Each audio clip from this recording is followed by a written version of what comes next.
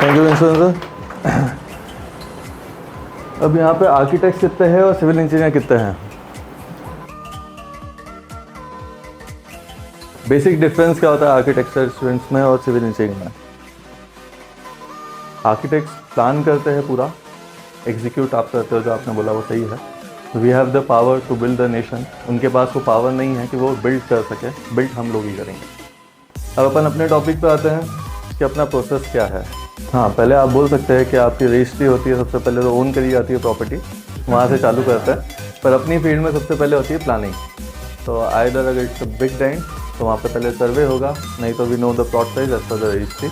तो सबसे पहले होती है इसकी प्लानिंग। अब आप लोग यहाँ पे प्लानिंग सीख ही रहे, आप लोगों को सारी 2D 3D की चीज़ें आती है, तो प्लानिंग कहाँ से शुरू करते हैं आप? आई थिंक अपन लोग प्लानिंग चालू करते हैं रिक्वायरमेंट से। आपकी रिक्वायरमेंट क्या है? ठीक है, अपना टॉपिक बहुत बड़ा है और अपने को डायरेक्ट उस पर आना है तो अपन उस पर आ सकते हैं, but this is the basic. जो आप लोग जब भी इंटरेक्ट करेंगे आपके क्लाइंट से, तो आपको ये चीज़ें उनसे समझनी है कि उनकी रिक्वायरमेंट क्या है। तो फर्स्ट प्लानिंग, और प्लानिंग के पहले आपकी रिक्वायरमेंट। अपन रिक्वायरमेंट जान लेते हैं। अगर किसी की भी रिक्वायरमेंट है 4 BHK की, तो फिर सेकेंडली अपन जानते हैं उसका बजट क्या है, कि आप किस बजट पे जा रहे हो। आप बंगलों की प्लानिंग कर रहे हो या आप छोटे स्मॉल हाउसेस की प्लानिंग कर रहे हो। प्लानिंग के बाद की फेज बताइए। अब आप जो चीज़ बोल रहे थे शायद वो करेक्ट आएगा। प्लानिंग के बाद लेआउटिंग होगी, एक्सकेवेशन होगा। एक्सकेवेशन के बाद अपन प्लिंथ लेवल तक आएंगे, एंड सो ऑन। जी, प्लिंथ लेवल के पहले होगा प्लम्बिंग। प्लिंथ स्लैब डालने के बाद प्लम्बिंग कैसे करेंगे, नीचे के पाइप कैसे डालेंगे? हाँ, फिर प्लिंथ है। तो अपन सबसे पहले प्रोसेस पे आते हैं एक्सकेवेशन पे। एक्सकेवेशंस में JCB की ऊंचाई तो सबने देखी है। तो अपनी बेसिक प्रोसेस होती है, अपनी फाउंडेशन की जो डिज़ाइन होती है उनका लेआउट। जब आपकी लेआउटिंग हो जाती है तो सबसे पहले होता है एक्सकेवेशन। अब आप एक्सकेवेशन कहाँ तक जाते हो? आपकी बुक्स में कुछ लिखा हुआ है। डेप्थ ऑफ एक्सकेवेशन क्या होती है? हार्ड स्टेटा दिया जाए। हार्ड स्टेटा अज्यूम करिए 15 फीट के बिलो आया तो नॉर्मल बिलो, ओके ठीक है। और अबाउ पाइल फाउंडेशन। अभी अपन लोग यहाँ पे देख रहे हैं अपने मेट्रो के प्रोजेक्ट चल रहे हैं, उसमें भी सबने पाइल कर रखी है। वो क्यों? हैवी लोड है। तो फिर अपन लोग डायरेक्टली पाइल क्यों नहीं करते? अपन लोग फुटिंग, नॉर्मल फुटिंग पे क्यों जाते हैं? हाँ, बेरिंग कैपेसिटी। तो bearing capacity I think Indore में जो घर पास में बन रहा है और जो मेट्रो बन रही होता है आसपास की, दोनों की कैपेसिटी तो सेम होगी। फिर बजट मेट्रो पे आती जाती रहेगी। It depends on live load, head load, उसके हिसाब से बेरिंग कैपेसिटी। आपकी वाली चीज़ भी सही है। अपन उसके हिसाब से बेसिक डिसाइड करते हैं कि अपने को फाउंडेशन कौन सी देनी है। उसके लिए आपको एक मास्टर्स और करनी पड़ेगी, इसके बाद स्ट्रक्चर इंजीनियर बनना पड़ेगा। तो आप वो वाली चीज़ें लोड डिज़ाइन कर सकते हो कि फाउंडेशन किस तरीके से होगी। आपने बेसिक फाउंडेशन डिज़ाइन सीखी हुई है, बेसिक टाइप्स आप लोगों को पता होंगे। आई थिंक वो अपन इसमें कवर ना करें। तो एक्सकेवेशन के बाद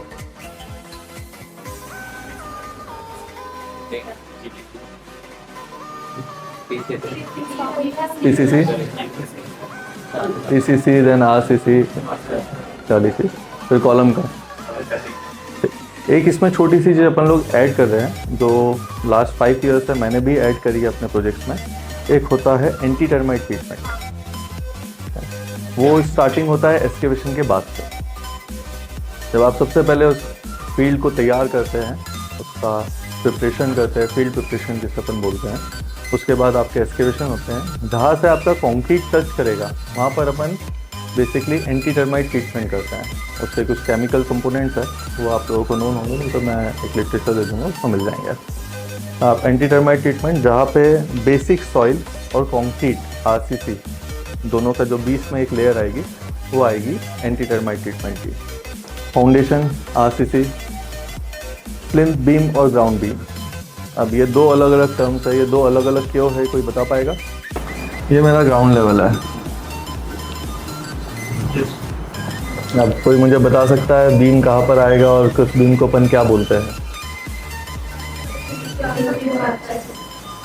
ग्राउंड लेवल के नीचे कौन सा बीम आता है? प्लिंथ बीम आता है।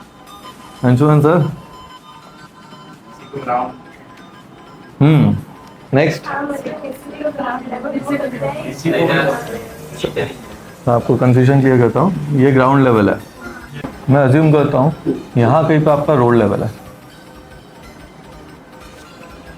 तो यहाँ पे इतनी फीलिंग आएगी, आप उसके नीचे तो लोगे नहीं। तो जो ग्राउंड के ऊपर डलता है that is your ground beam.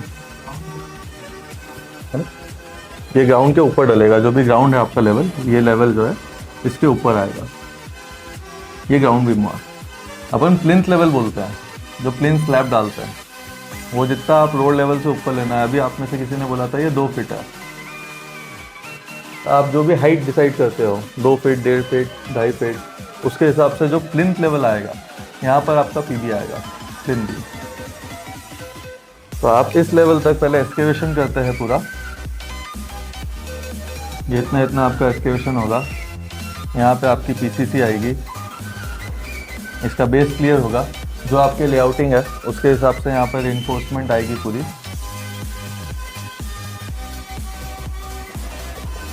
Reinforcement के हिसाब से आपका फाउंडेशन डलेगा। फाउंडेशन में जो भी टाइप्स है एज पर ड्राइंग वो चीज़ इस पर ले होगी। आपका कॉलम इस लेवल तक आएगा, ग्राउंड के बॉटम तक, फिर ग्राउंड बीम के साथ कॉलम ऊपर बढ़ेगा। इन केस अगर आपकी डेप्थ ऑफ फाउंडेशन ज़्यादा होती है तो ये दोनों डलेंगे। अगर आपकी डेप्थ ऑफ फाउंडेशन कम है, आई थिंक आपका रोड लेवल यहाँ कहीं पर है और आपका ग्राउंड यहीं पर ख़त्म हो जाता है, रोड नीचे है, तो सिर्फ एक बीम में आपका काम हो जाएगा। यहाँ पर आपका ब्रिक वर्क होता है इस बीम के ऊपर। ये बीम आपका एक कनेक्टिंग बीम है जो सारे कॉलम्स को कनेक्ट करता है। उसके ऊपर जो एक ब्रिक वर्क आता है 8 इंचेस का, अपन 200 mm बोले, तो वो इसके ऊपर आएगा, जिसमें इसके बीच में जो मुरुम फिलिंग अपन करते हैं या बैक कॉटन सॉइल जो अपन बैक फिलिंग करते हैं वो इसके बीच में रिटेन होना चाहिए। तो ये यहाँ पर इस तरह से आपकी बेसिक ब्रिक वर्क और फिर आपका प्लिंथ बीम आएगा। जब आप इसको बैकफिल करते हैं प्लिंथ बीम के पहले आपकी एक दूसरी प्रोसेस होती है जिसे हम कहते हैं प्लम्बिंग, जिसमें आपका जो भी यहाँ से ड्रेनेज लाइन निकलनी है वो पूरी निकलेगी। प्लम्बिंग कौन डिजाइन करते हैं?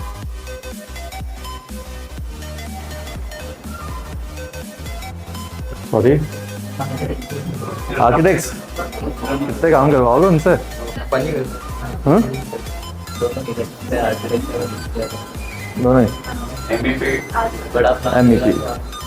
MEP कंसल्टेंट होते हैं जो अपने लिए प्लम्बिंग, इलेक्ट्रिकल, मैकेनिकल वर्क जो भी होता है वो डिज़ाइन करते हैं। अगर आप मास्टर्स में अपने सब्जेक्ट चेंज करते हैं, जैसे अपन ने स्ट्रक्चर की बात करी थी, वैसे ही अगर आप इलेक्ट्रिकल और प्लम्बिंग पे जाते हैं तो आप MEP कंसल्टेंट बन सकते हैं जो ये वाली सारी चीज़ें डिज़ाइन करेगा।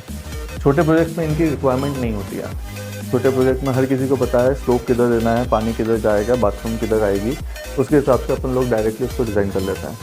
अगर प्रोजेक्ट आपका बड़ा है, स्केल बड़ा है, आप किसी मॉल का डेवलपमेंट कर रहे हो या कोई कमर्शियल बिल्डिंग बना रहे हो या कोई एजुकेशनल बिल्डिंग बना रहे हो, तो वहाँ पर MEP कंसल्ट इस चीज़ का मेन रोल वहाँ पे अदा करते हैं।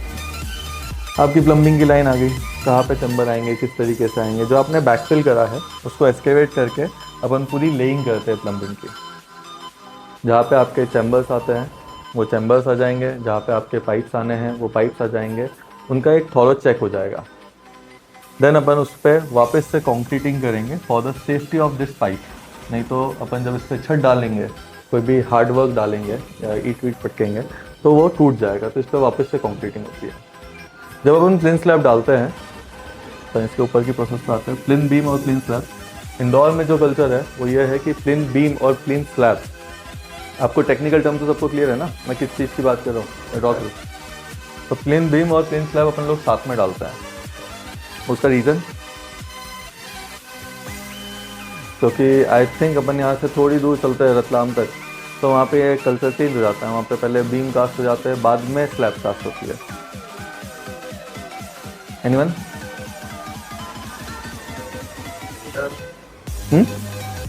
सॉरी किससे? वेदर से नहीं।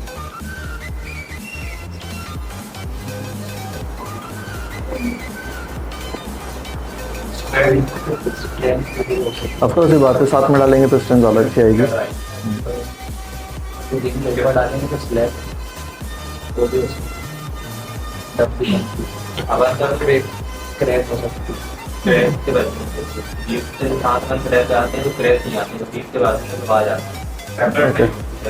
हाँ, अपन उसकी बॉन्डिंग के लिए एक साथ डालते हैं इंदौर का जो कल्चर है, बिकॉज इंदौर में इंजीनियर्स ज़्यादा है, छोटी जगहों पे इंजीनियर्स कम है। जो पुराना वहाँ पे चलता हुआ आ रहा है, जो कॉन्ट्रैक्टर्स वहाँ पे बना रहे हैं वो उनके हिसाब से बनाते हैं। तो बेसिक डिफरेंस ये है, अपने को पता है उसकी स्ट्रेंथ ज़्यादा बढ़ेगी अगर अपन एक साथ कास्ट करेंगे तो अपन उसको साथ में कास्ट करते हैं। प्लिंथ बीम के पहले फिर से अपन एक बार एंटी टर्माइट करवाते हैं, क्योंकि वहाँ पर आपने मुरम करी है, मुरम और आप वापस से RCC, तो जहाँ जहाँ पे ये आते हैं इन दोनों के जॉइंट, वहाँ पर अपन क्या करवाएंगे?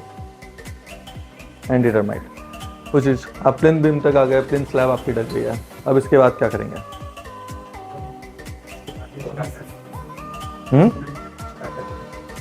स्टार्टर भरेंगे। और बाद में होगा अपना ब्रिक वर्क। स्टार्टर किसे बोलते हैं? सर अपना जो RCC रहता है उसको स्टार्टर बोलते हैं। आप मुझे ड्रॉ करके बता सकते हैं प्लीज,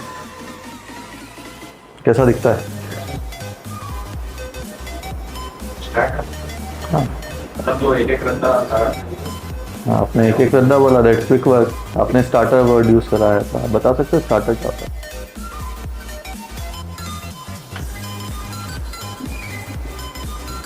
कोई बताएगा? कोई बता सकता है? स्टार्टर किसका स्टार्टर?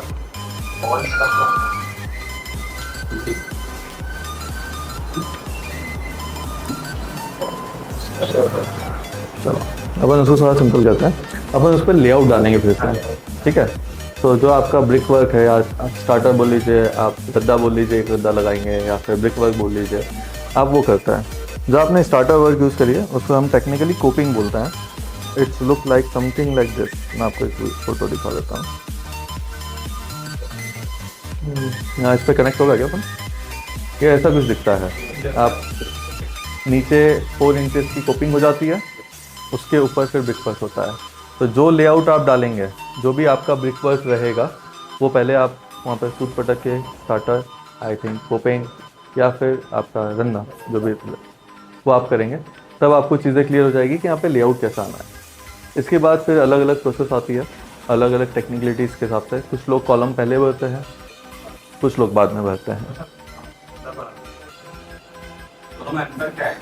जैसे अपन कॉलम पहले प्लेस कर दें, जी, बाद में वर्क करते हैं, तो ब्रेक आ जाते हैं। हाँ सही कौन सा तरीका? सर, इट डिपेंड्स अपॉन कि जो आपका पहला वाला क्वेश्चन था जो मैंने पूछा था कि आपका बंगलो बन रहा है या घर बन रहा है।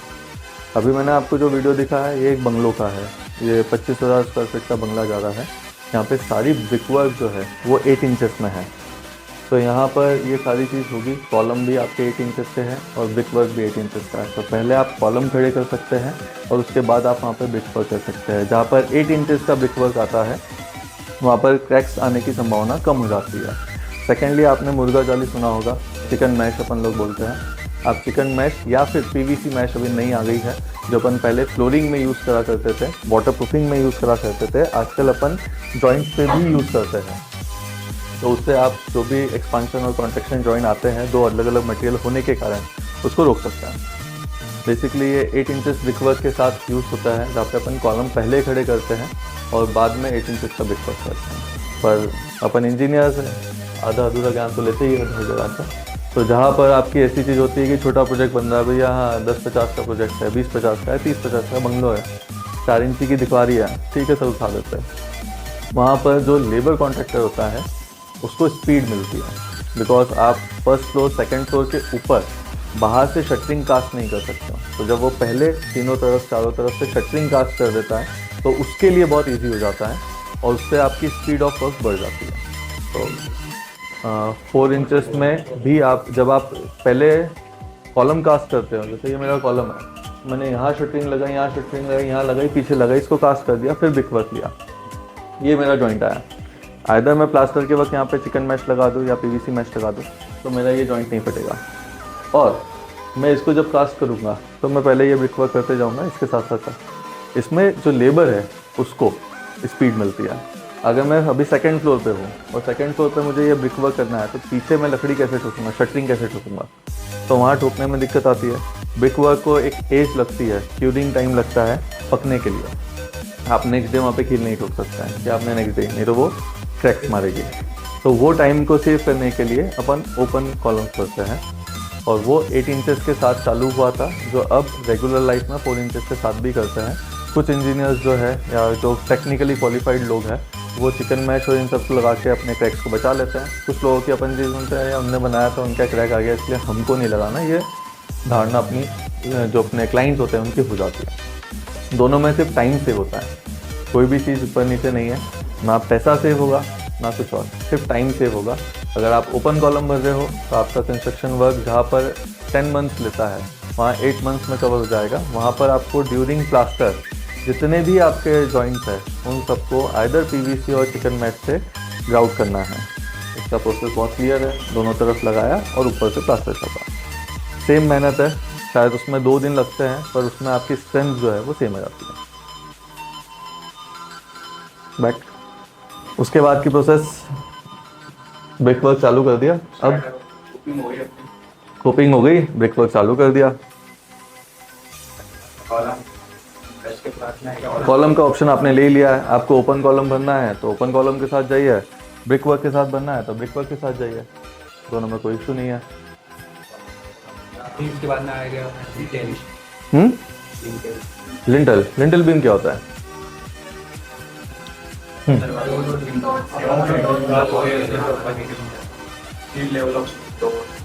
सिल लेवल, यार नई नई चीज़ें ले आते हो यार।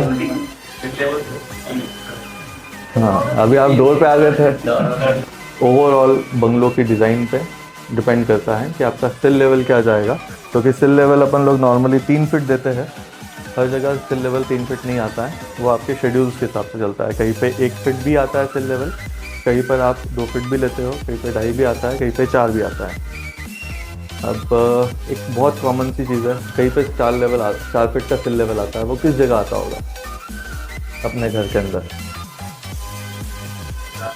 हाँ, एक जगह रहती है जहाँ पे, हाँ किचन। ऐसा क्यों? प्लेटफॉर्म की हाइट कितनी रहती है? नहीं यार, ऐसा मत करो।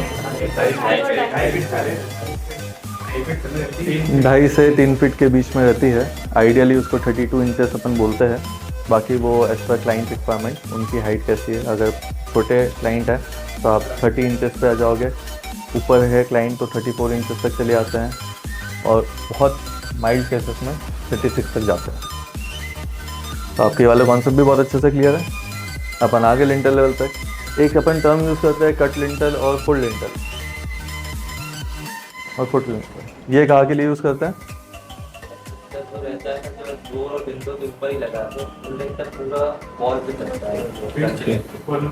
इससे अपने को स्ट्रक्चर में क्या चीज़ का फ़ायदा मिलता है कट लिंटल लगाने से और फुल लिंटल?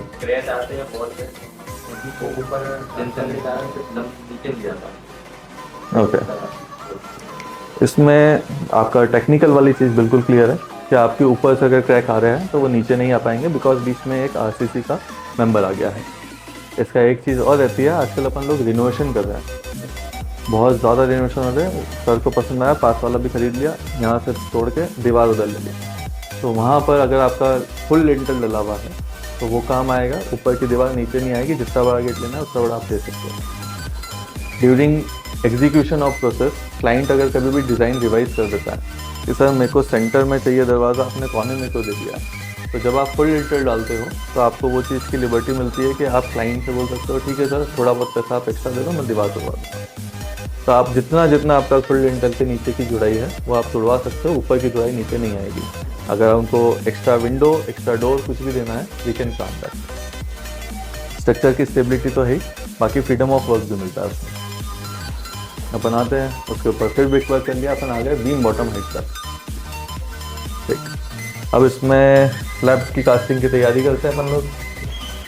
ये बेसिक स्ट्रक्चर है, बीम की डेप्थ और ये सारी चीज़ आपको क्लियर है, शटरिंग होगी, ठीक है। अपनी इसमें दो टाइप की स्लैब आती है नॉर्मल घर में, एक संक स्लैब और एक नॉर्मल। संक स्लैब और नॉर्मल, मैं 1 वे और 2 वे की बात नहीं कर रहा हूँ। हाँ, संक होता है कुछ, हाँ, जो टॉयलेट्स में अपन यूज़ करते हैं नीचे आता है। जी, आप लोगों ने तो बेसिक है। अब उसके बारे में कोई बता सकता है कि संक? हाँ, वो तो मैंने भी आपको बता ही दिया। टॉयलेट्स में संक स्लैब लगते हैं, ठीक है, बिल्कुल। इसके अलावा और कहाँ ले सकते हैं?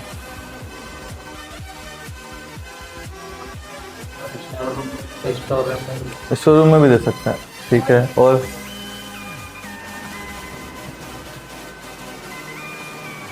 वॉश एरिया हो गया, वॉशरूम हो गया, लगभग एक ही चीज़ है। इनके अलावा बताओ, इसके अलावा और कहाँ दे सकते हो? हाँ, वो प्लान में दिख रहा है मुझे बहुत अच्छा सा टेरेस गार्डन है। आप लोग कहीं ना कहीं तो डिज़ाइन देते ही होंगे। फ्रंट एलिवेशन में कहीं पे आप लोगों को बहुत अच्छा लगता होगा ग्रीनरी देना। कहीं दी नहीं सर आपने इनमें? ये दे रखी ना ये कैसे लगाओगे? तो जिस जगह पर आप गार्डन यूज़ करते हैं या फिर ग्रीनरी प्लान करते हैं, आप सन स्लैब वहाँ देते हैं जहाँ पर भी आपको वाटर प्रूफिंग करना है और आपको जो स्लैब है इसका लेवल सेम चाहिए। तो आप जब ऊपर टॉप की यूज़ करते हो, जब अपन वॉशरूम की बात करें तो वॉशरूम आपके मेन लेवल से तकरीबन 1.5 इंच डाउन रहता है।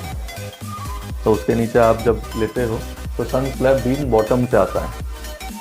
अगर आपका बीम 16 इंचेस का है तो बॉटम पे आपकी 5 इंचेस की या जो भी उसकी डिज़ायर्ड थिकनेस है वो सेम स्लैब आ जाएगी। बाकी सारी आपकी बीम के टॉप तक से जाएगी।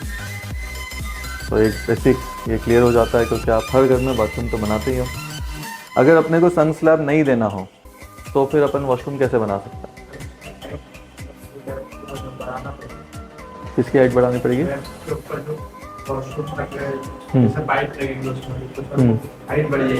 कितनी हाइट बढ़ सकती है सर? 6 इंच का, बिल्कुल सही है। अपना जो बेसिक पाइप आता है ड्रेनेज का वो 4 इंचेस अपन आइडेंटिकली यूज़ करते हैं 100 mm का, तो वो कवर कर ले, इतनी अपन वाटर प्रूफिंग करते हैं। तो अराउंड 6 इंचेस वो प्लस हो जाता है। या तो आप सन स्लैब दे के उसको नीचे कर लीजिए, तो जब आप वॉशरूम में जाएंगे तो आपका पैर 1 इंच नीचे जाएगा, जो अंदर का पानी है वो बाहर नहीं आएगा। या फिर अगर आपने नॉर्मल स्लैब दी है, संग देना भूल गए हैं या संग वहाँ पे डिज़ाइन करने की जगह नहीं है, तो आप नॉर्मल स्लैब दीजिए। उसके ऊपर जो आपने स्टार्टर वर्क यूज़ करा था उसे मैं बोलूँगा पोर्ट बीम, आप चारों तरफ से पोर्ट बीम दीजिए। टेक्निकली इन्वर्टेड बीम जो उल्टे आएंगे स्लैब के ऊपर, वो आप कास्ट कीजिए। इन्वर्टेड बीम के बीच में आपकी जो भी वॉशरूम है, अगर मैं वॉशरूम का एक बेसिक साइज़ लूँ 4 फीट बाय 7 फीट, तो आप उसकी जो वॉल्स की थिकनेस है उतनी वहाँ पे एक इन्वर्टेड बीम देंगे। वहाँ पर अंदर आपका ड्रेनेज का जो भी लेआउट है वो लेआउट डलेगा, उसकी वाटर प्रूफिंग होगी। वाटर प्रूफिंग के वेरियस टाइप्स आप लोगों को पता है, अभी जनरली आप लोगों ने पढ़े हैं। एक बिग बेड कोबा सुना होगा, पढ़ा है यार, बुक्स में है अपनी, बुक्स में नहीं है? कितने लोगों ने पढ़ी है? हाथ खड़े करो। देखो अभी टाइम है आप लोगों के पास। ये तो देखो अपन बहुत तो बेसिक पे समझ रहे हैं, इसमें कोई ये नहीं है कि अपन मैं बुक का नाम पूछ लूँगा आपसे या बाकी कोई डिटेल। ये अपन बेसिक पूछ रहे हैं कि अपने पास कितने टाइप्स की वाटर प्रूफिंग होती है, उससे आपको क्लियर होगा कि थिकनेस ऑफ वाटर प्रूफिंग क्या क्या जा सकती है। अगर किसी को पता है तो प्लीज़ बताइए, नहीं पता है तो फिर मैं सर से पूछ लूँगा। एक होती है बिग बेड कोबा, उसमें अपन लोग यूज़ करते हैं ब्रिक्स, उसका नाम इसलिए बिग बेड कोबा है। तो ब्रिक्स की जो एक बेसिक थिकनेस है वो 4 इंच की अपन लोग इंडोर में यूज़ करते हैं। हाँ, हाफ ब्रिक्स उसमें यूज़ करते हैं। एक्चुअली हाफ ब्रिक्स इसलिए यूज़ करते हैं कि जितना भी मटेरियल वेस्टेज है वो वहाँ पर यूज़ आ जाए। वो ब्रिक्स का जो टाइप रहता है वो नॉर्मल क्ले ब्रिक्स रहती है, जो अपनी प्रॉपर ब्रिक्स आती है उससे कम पकी हुई रहती है, not over burn, a mild burn, जिससे वो वाटर एब्जॉर्ब कर सके, इसलिए वो वाटर प्रूफिंग में यूज़ करते हैं। और उसमें 4 इंची अगर अपन ब्रिक लगा रहे हैं तो उस पर 2 इंची की कोटिंग और होना ज़रूरी है। That's why that become 6 inches. अगर आप वो वाली चीज़ नहीं कर रहे हैं तो there are n number of chemicals over there जो आजकल नए आ गए हैं। Mapei is one of the company जो वाटर प्रूफिंग में आजकल 15 ईयर्स से बहुत अच्छी चल रही है। वो आपको 2 mm थिकनेस के साथ साथ 10 mm थिकनेस तक वाटर प्रूफिंग ऑफर करती है। तो अगर आपकी सारी सर्विसेज डाउन द लाइन है, अगर ये मेरा वॉशरूम है और मैं जो मेन पाइपलाइन दिखा रहा हूँ वो इससे डाउन में दिखा रहा हूँ, आप लोगों ने पार्किंग में देखी होगी एक पाइप दिखता है नीचे जाकर, अगर आप वैसी चीज़ प्लान करते हैं कोई भी चीज़ और उसमें वाटर प्रूफिंग करते हैं तो आप वो वाले केमिकल्स एडमिक्सर्स के साथ आते हैं, आप वो यूज़ कर सकते हो। तो ये 2 टाइप की वाटर प्रूफिंग हो गई है। तीसरी एक और होती है, वो चूड़ी बेस होती है, वो अपन यहाँ पे नहीं करते, वॉशरूम में नहीं करते हैं। ठीक है, अपन कहाँ तक की प्रोसेस पे आ गए हैं? कितना घर बना दिया अपन ने? छत डाल दे। कौन सी डालनी है, सन क्या नॉर्मल? नॉर्मल, ठीक है, नॉर्मल स्लैब डाल दिए है। वापस से जो आपने प्रोसेस प्लेन स्लैब के बाद रिपीट करना है वही सेम चीज़ जाएगी। इसके बीच में एक छोटी सी अपन भूल गए।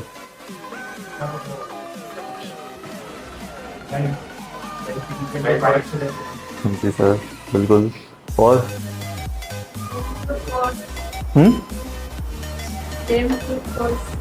Dam proof, okay. और जी वो तो डोर विंडो शेड्यूल के साथ कंप्लीट कर लिया। OTS वो भी प्लानिंग के साथ हो गया यार। स्टेयरकेस, आपकी एक स्टेयरकेस की प्लानिंग इसके बीच में रह गई है और एक इलेक्ट्रिक पाइप्स की आपकी प्लानिंग रह गई है। इलेक्ट्रिक पाइप्स जैसे अभी आप यहाँ पे देख रहे हैं स्लैब में, ये फैन बॉक्स है, ये आपका नॉर्मल जंक्शन बॉक्स है, ये आपकी इलेक्ट्रिक की प्लानिंग होगी। अब इलेक्ट्रिक की प्लानिंग के लिए भी आपको वापस से जो वेरी फर्स्ट आपने लेआउट बनाया था उसके बेसिस पे आपकी ये सारी प्लानिंग होती है। ये वेरी फर्स्ट डे पे वी हैव डिसाइडेड, इसमें जो आपके फादर काम करते हैं उनकी हमें हेल्प लगेगी, इंटीरियर डिज़ाइनर्स की, कि आपने बेसिक तो बना दिया। अब यहाँ पर अगर ये बेडरूम होता तो आई थिंक फैन बॉक्स थोड़ा सा इधर खिसक जाता। यही सेम चीज़ अगर आपका ड्रेसिंग होता तो फैन बॉक्स आता ही नहीं, वहाँ पे एक अच्छा सा शैंडिलियर आ जाता। अगर यही आपका क्लासरूम है तो हो सकता है कि फैन बॉक्स की डिफरेंट लोकेशन हो सकती थी। तो इसमें इंटीरियर डिज़ाइनर्स या फिर आर्किटेक्ट्स या फिर अपन खुद उसमें डिज़ाइन करके उसको क्लियर कर सकता है। तो एक ये हो गया, एक स्टेयरकेस हो गया। अब स्टेयरकेस के टाइप तो आप और आप तीनों लोग मुझे बता सकते हैं।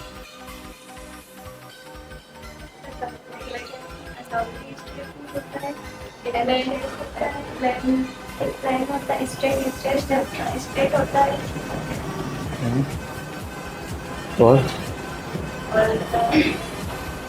प्लीज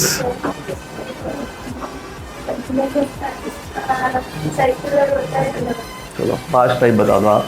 पहला स्ट्रेट, ठीक है, नहीं मैं इनसे पूछ रहा हूँ ना प्लीज। सेकंड, अच्छा चलो आप सबसे पूछ लेता हूँ, डॉगलेग का किसने नाम सुना है? यहाँ पे आके ड्रॉ करके बताओ। आ जाओ आ जाओ।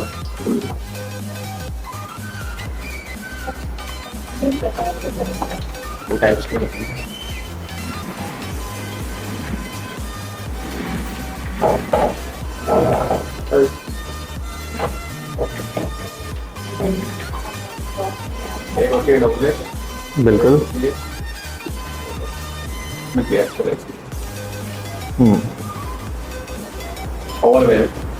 ओपन वेल जी।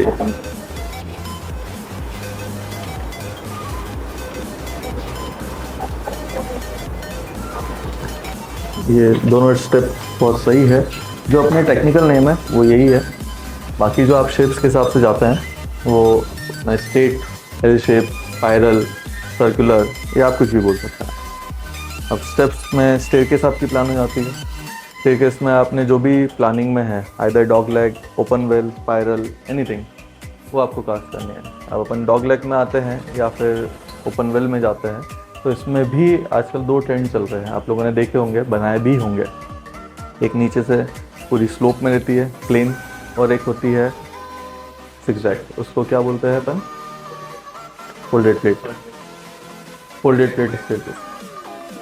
तो उन दोनों में से क्या डिफरेंस होता है, किसी ने देखा है? लुक्स के अलावा क्या डिफरेंस होता है?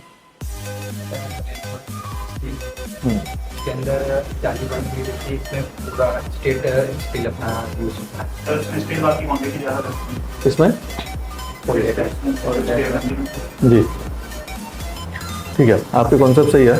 उसमें स्टील ज़्यादा लगता है, कंक्रीट दोनों में सेम होता है।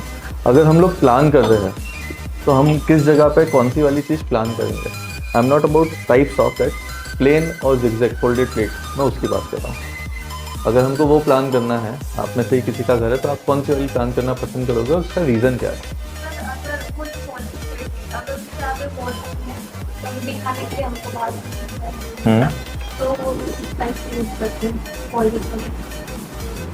जी बोलते जाइए। देखने में सही लगती है। अगर इधर बॉल नहीं होगी तो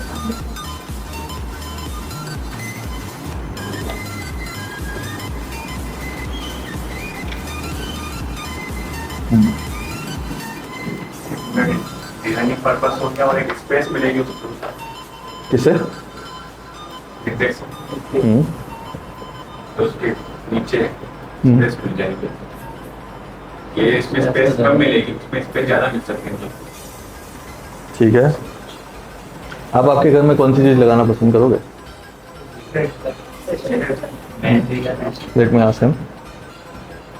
अब वो रेसिडेंशियल के तो नीचे वाली मतलब कि जो है स्ट्रेट, और कमर्शियल के लिए ऊपर वाली होती है, क्योंकि हमारे कॉलेज में हुआ है। ओके, मैंने तो आपके घर की बात करी। अगर आप अपने घर डिज़ाइन करते हो तो आप कौन सी लगाना पसंद करोगे?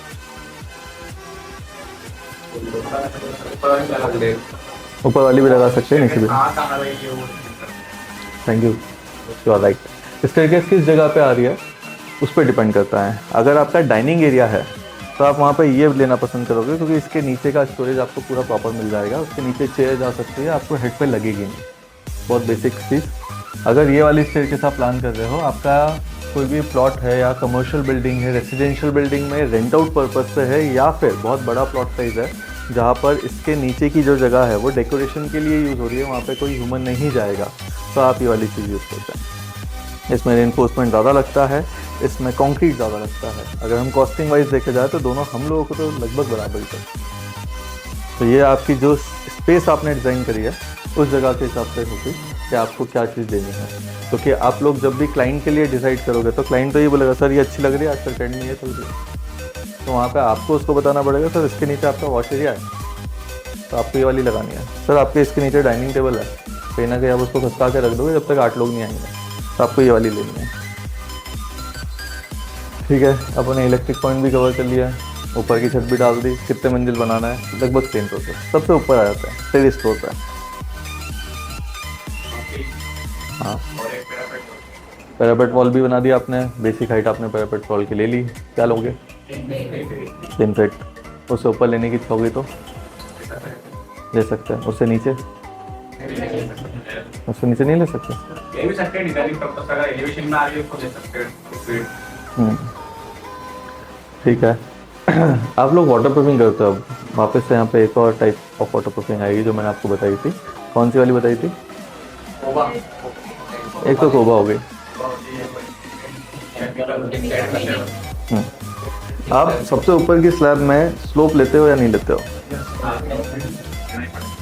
ये मेरी नॉर्मल स्लैब है, ठीक, और ये मेरी स्लोप वाली स्लैब हो गई। स्लोप लेना पड़ेगा, छत में लोगे पक्का? ठीक है, अगर छत में नहीं लेना हो तो, मैं भूल गया तो रेन वाटर हार्वेस्टिंग, इस पॉइंट को याद रखना, आगे में डिस्कस करेंगे। रेन वाटर हार्वेस्टिंग किस लिए करते हैं वो पूछूंगा।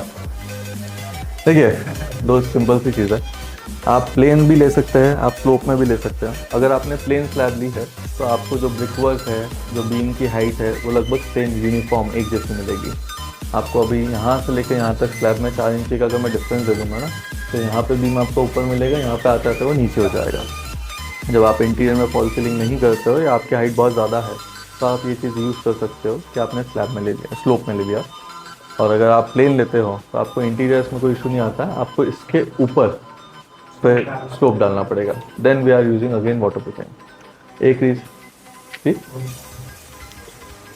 आपको स्लोप इसलिए देना है कि आप जो रेन वाटर हार्वेस्टिंग करोगे अपने घर में बाद में कभी भी या किसी भी प्रोजेक्ट पे, तो आपका जो रेन का पानी है जो टेरेस पे आएगा वो उस चैम्बर तक कलेक्ट हो जाए। तो आप एक स्लोप मेंटेन करेंगे। आइदर आप इस तरीके से स्लैब कास्ट कीजिए और इसके ऊपर से वाटर प्रूफिंग के थ्रू आपका स्लोप लीजिए, और या तो आप इस तरीके से स्लैब कास्ट कीजिए स्लोप के अंदर ही, और उसके ऊपर से केमिकल कोटेड वाटर प्रूफिंग जो होती है, या फिर अभी किसी ने डैम प्रूफ बोला था, एक छोटा सा प्रोडक्ट भी आता है आजकल जिसे हम एशियन पेंट का डैम प्रूफ बोलते हैं, वो यूज़ करते हैं। दोनों चीज़ें क्लियर है। इसमें अगर आपकी हाइट ज़्यादा है तो आप स्लोप ले सकते हो, अगर आपकी हाइट कम है तो आपको प्लेन स्लैब ही करनी चाहिए। इसका एक और फ़ायदा होता है, अपन आते हैं प्लम्बिंग का। आप ब्रिक वर्क में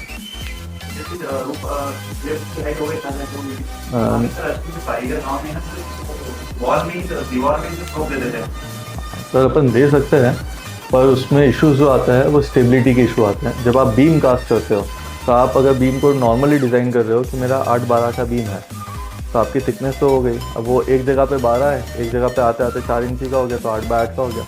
अब स्ट्रक्चर डिज़ाइनर तो यही सोचता है ना कि मेरा बीम एक जैसा चलेगा, तो फिर आप कैसे करेंगे?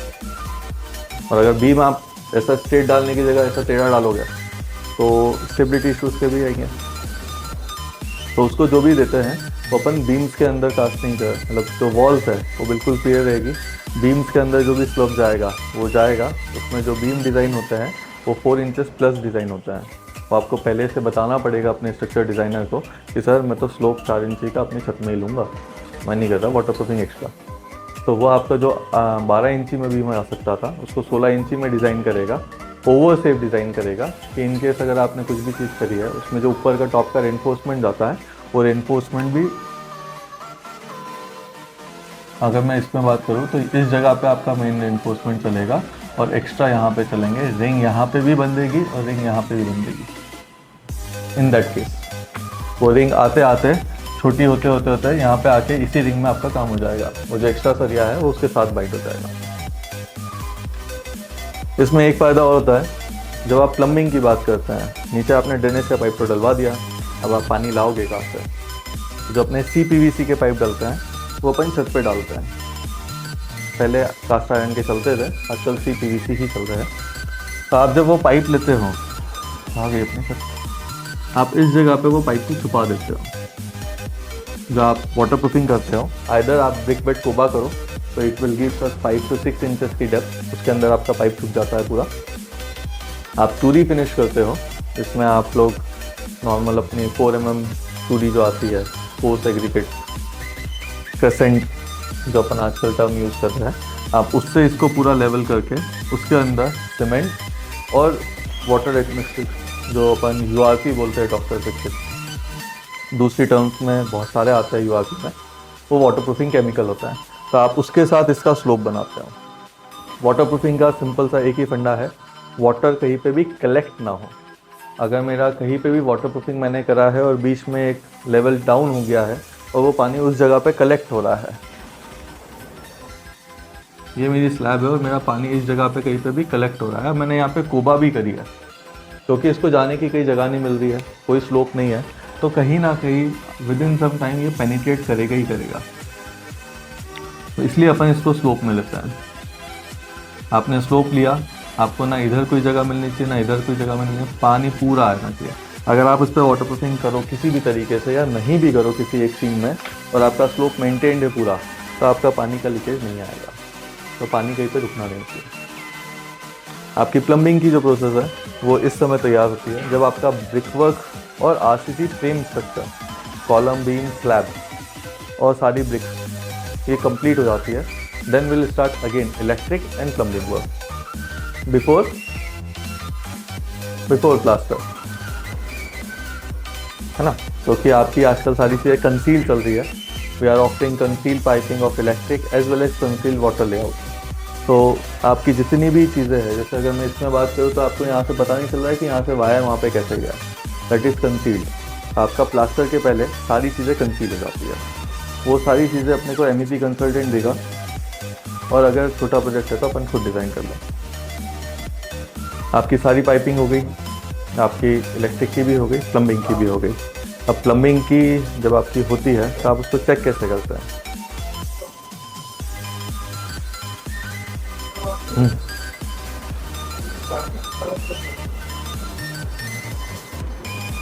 आप लोगों ने साइट विजिट करी है अभी तक कोई सी भी? हाँ,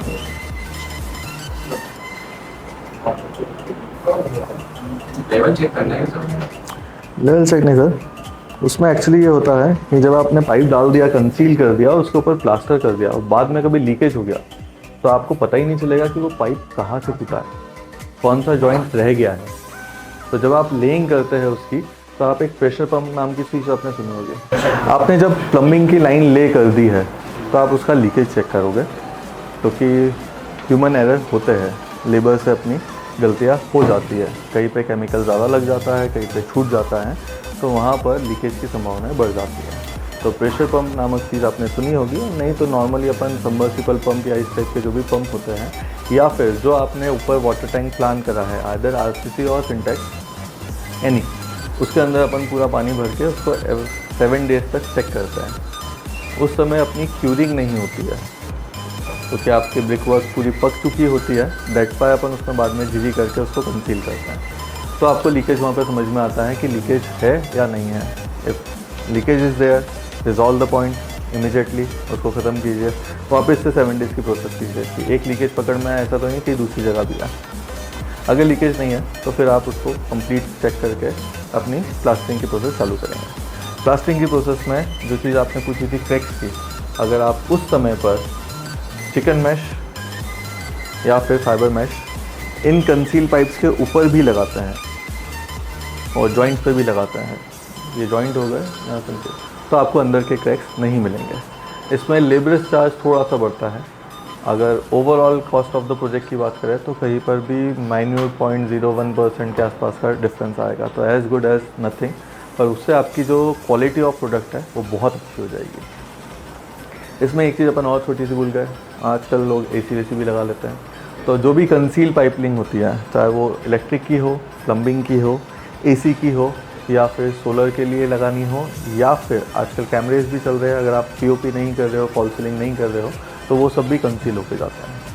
एक छोटी सी चीज़ मैं और ऐड ऑन कर रहा हूँ, इन केस अगर आप कैमरा और इलेक्ट्रिक वायर्स लगाते हैं तो दोनों की केबलिंग और दोनों की पाइप, कंड्यूट पाइप अलग अलग जाएंगे। तो इसका रीज़न बता सकता है?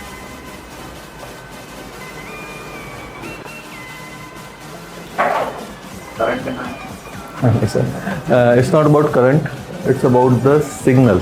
जब कैमरा अपना सिग्नल लेके जाता है और इलेक्ट्रिक की जो वेव्स होती है दोनों एक दूसरे को इंटरसेप्ट करती है, तो जो आप अगर बहुत अच्छा 5 मेगापिक्सल कैमरा भी लगा दोगे तो वो ब्लर होके चलेगा। तो इसके लिए वो सारी पाइप्स अलग अलग होती है। तो इन दैट केस कि अगर आप कैमरा या कुछ भी इंस्टॉल कर रहे हैं तो उसकी कंड्यूट पाइपिंग अलग से कीजिए। आपकी कंड्यूट पाइपिंग यहाँ पे क्लियर हो जाती है, आप प्लास्टर करवाइए फिर मस्त तरीके से। प्लास्टर में आप 2 कोट करवाते हैं, टेक्निकली उन्हें क्या बोलते हैं? टेक्निकली पूछ रहा हूँ भाई, लेबर से मैं पूछ रहा हूँ।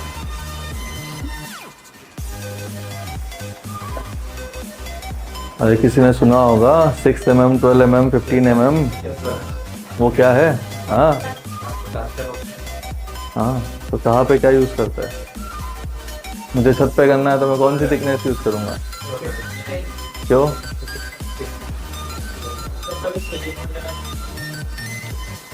तो सीलिंग करवाना एक अलग चीज़ है, सीलिंग आपकी एक्सटर्नल ब्यूटी है। प्लास्टर करवाना वहाँ पे मैंडेटरी नहीं होता है। जैसे यहाँ पर प्लास्टर है, आपने डायरेक्टली पुट्टी करके पेंट कर दिया। अगर आप फॉल सीलिंग कर रहे हो तो आप सीलिंग हटवा भी, मतलब प्लास्टर छोड़ सकते हो, क्योंकि आपकी ब्यूटी जो है वो सीलिंग कवर कर लेगी, तो उससे थिकनेस का कोई मैटर नहीं है। अपन इसकी बात करते हैं तो यहाँ पर आपके 2 कोट होते हैं, कौन कौन से?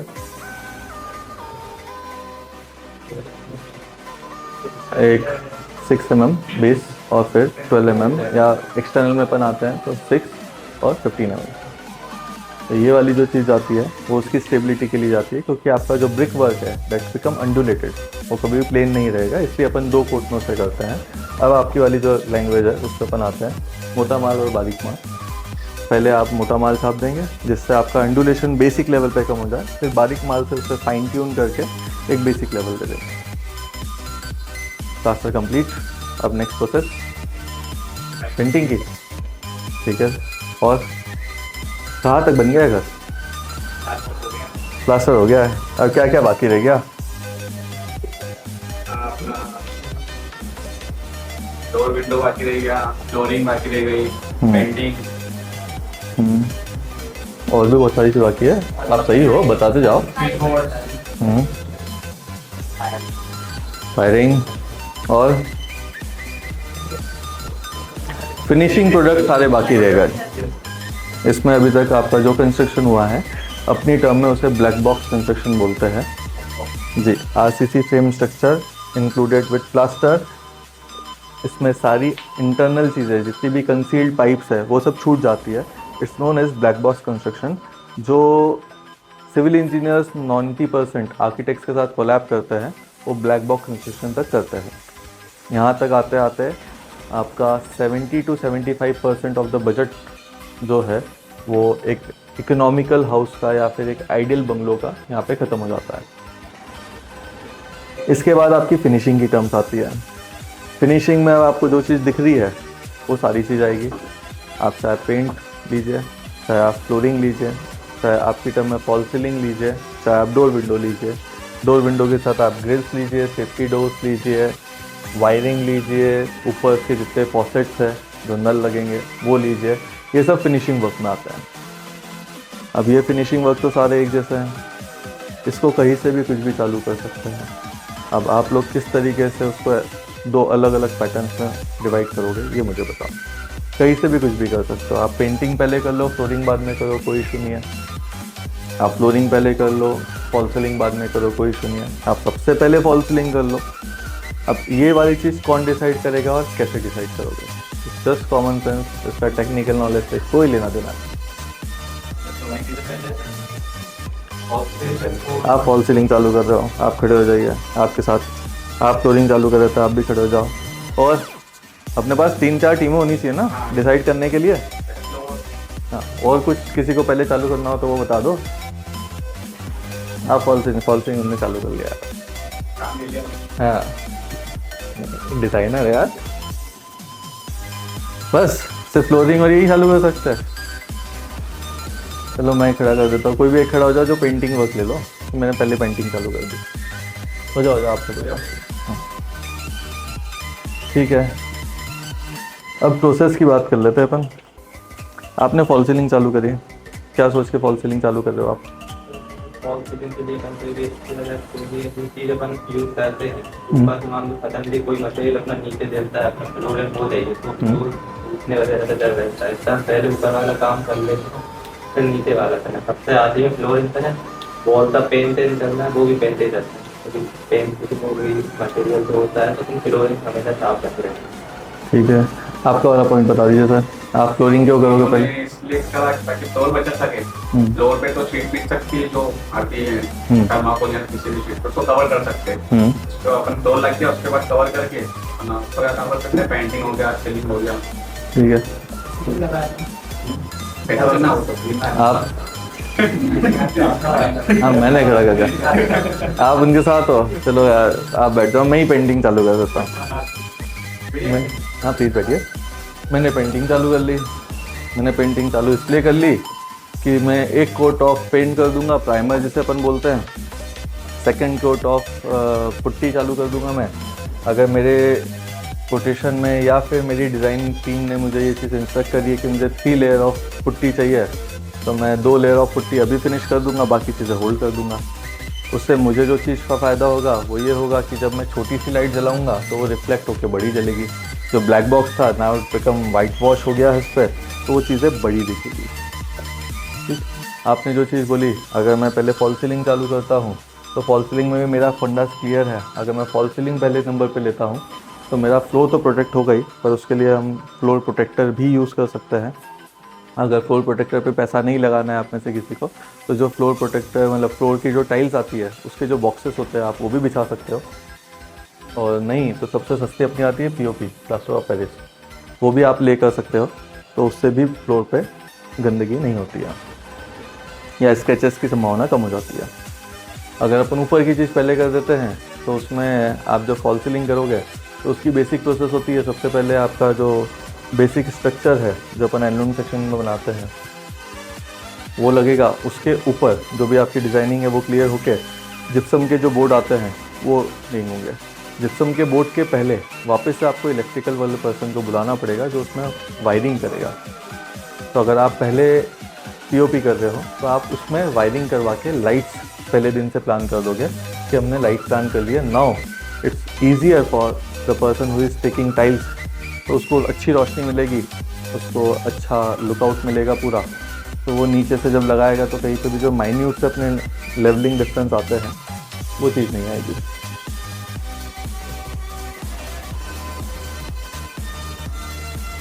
तो आप कोई भी प्रोसेस लीजिए, आपको अपनी टीम के हिसाब से, अपने खुद के हिसाब से कि उस प्रोजेक्ट को आपको किस तरीके से हैंडल करना है, ये चीज़ लेंगे।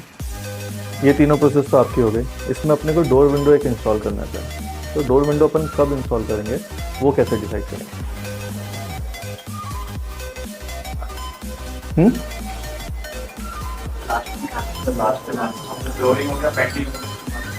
ठीक है। अभी आप में से बहुत सारे लोगों के घर में नॉर्मल डोर्स होंगे जिसको अपन फ्रेम के साथ लगाते हैं, उसमें पहले फ्रेम लगती है। कुछ लोगों के बहुत अच्छे डोर्स होंगे जिसमें प्लाई की फ्रेम लगती है, और कुछ लोगों ने ग्रेनाइट की फ्रेम भी लगवा रखी होगी। तो ये 3 अलग अलग प्रोसेस हो गए। इससे और भी प्रोसेस आती है पीवीसी और कंक्रीट की, बट वो ज़्यादा रेगुलर नहीं है और वो EWS हाउसेस में ज़्यादा यूज़ होती है। तो we are not taking that part. तो ये इसके हिसाब से भी शायद तक कुछ डिफरेंस आना चाहिए आप तीनों की प्रोसेस में।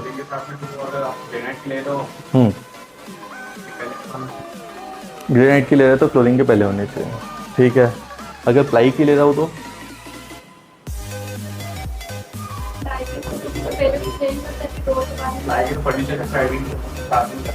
ओके, तो मैं फ्लोरिंग पहले पूरी कर दूँ फिर प्लाई लगा दूँ, है ना? और जो नॉर्मल वुडन डोर आती है वो कब लगेगी?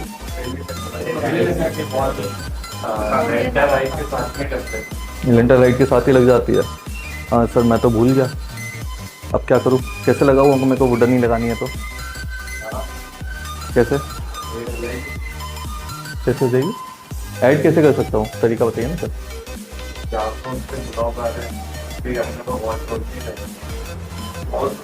ओके, तो प्लास्टर भी कर दिया ना, अब तो प्लास्टर भी वापस कर देंगे। ठीक है।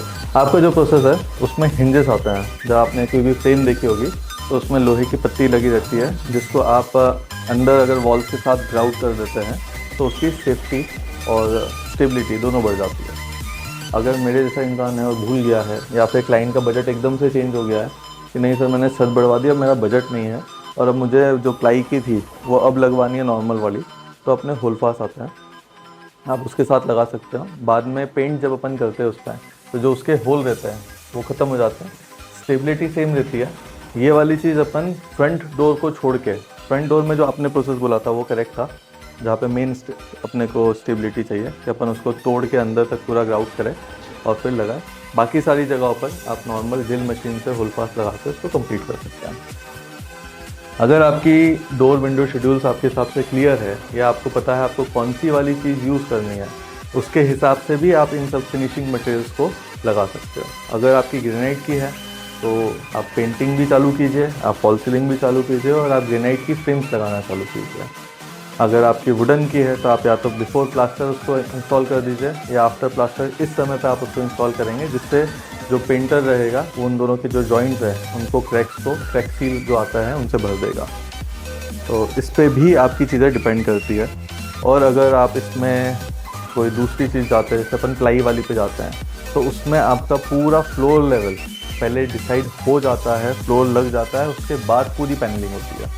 जो इंटीरियर्स में अपन करते हैं, जिनका घर विथ मटेरियल इंटीरियर का बनता है कि नहीं सर हम तो पूरा इंटीरियर के साथ ही जा रहे हैं, वहाँ पर ये वाली चीज़ें जाती है तो फ्रेम्स उस समय जाती है। बाकी प्रोसेस आपकी क्लियर है, पेंटिंग आप लोगों को क्लियर है। पहला कोट प्राइमर किस लिए करते हैं, एनीवन नोट? हाँ, सरफेस को बेस देने के लिए।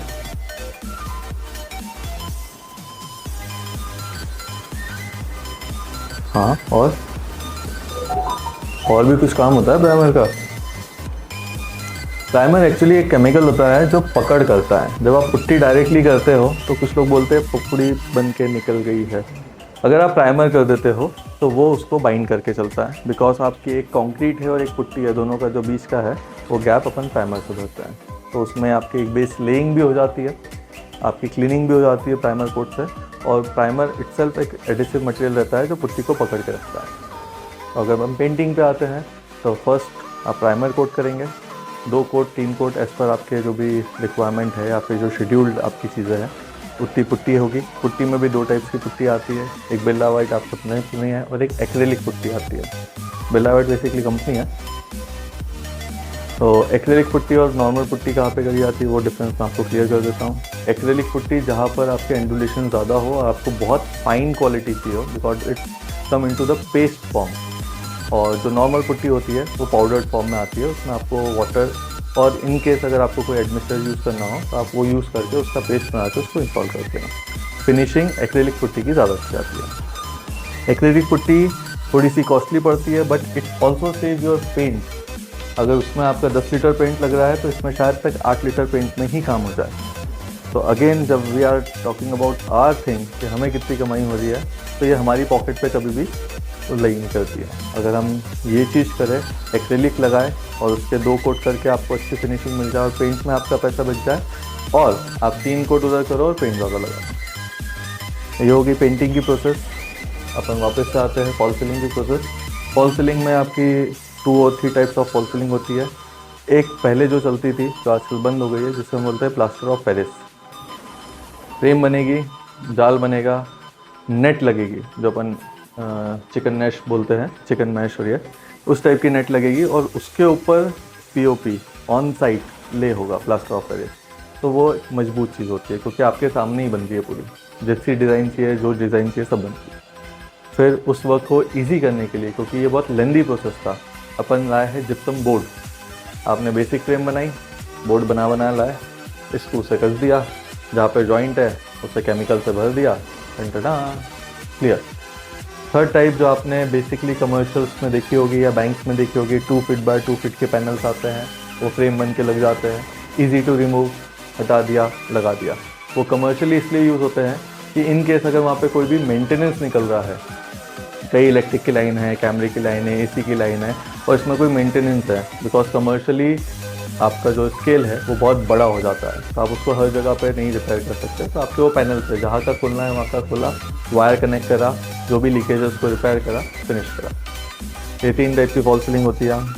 आपकी इलेक्ट्रिक वाली चीज़ पे जाता है, जब आपकी फॉल सीलिंग हो गई है, पेंट हो गया है, आप इलेक्ट्रिक की वायरिंग करेंगे। कंसील पाइप आप लोग डाल चुके थे, स्विच बोर्ड, ऑटोमेशन, ये सारी चीज़ें क्लाइंट के बजट पे डिपेंड करती है। अगर आप ऑटोमेशन पे जा रहे हो तो आपको एक इंजीनियर की ज़रूरत फिर से पड़ेगी जो इलेक्ट्रॉनिक्स का रहेगा, जो आपको ऑटोमेशन की सारी चीज़ें समझाएगा कि हमको ऑटोमेशन किस जगह पे करना है। मुझे एलेक्सा से अगर फ़ैन ऑपरेट करना है वो भी होता है, एलेक्सा से टीवी चालू करनी है वो भी होता है, एलेक्सा से मेरे को टीवी का चैनल चेंज करना है वो भी होता है। या आजकल जो स्मार्ट टीवीज़ आ रही है आपको उन सब में पता होगा, तो उसमें इनबिल्ट फीचर रहते हैं, नहीं तो एक नॉर्मल बोर्ड आता है वो उससे लग जाता है। आजकल बहुत सारे अच्छे बोर्ड्स भी आ रहे हैं। यहाँ पे कोई स्विच बोर्ड दिख नहीं रहा है, नहीं तो मैं आपको कंपैरिजन करा था।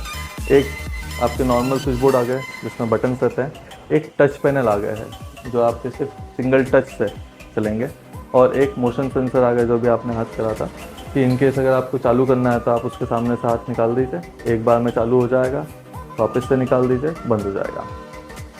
तो वो ऑटोमेशन पे डिपेंड करता है, उसकी इलेक्ट्रिक की वायरिंग और ऑटोमेशन का जो है वो साथ में होती है। अगर आपने पहले पूरा प्लान कर रखा है, जो आपका वेरी फर्स्ट डे लेआउट पे प्लान हो चुका है, तो आपकी इलेक्ट्रिक की वायरिंग, ऑटोमेशन, बाकी कैमरे की लाइनिंग, उसका इंस्टॉलेशन, DVR, NVR जितनी चीज़ें आती है ये सब उस समय होगी।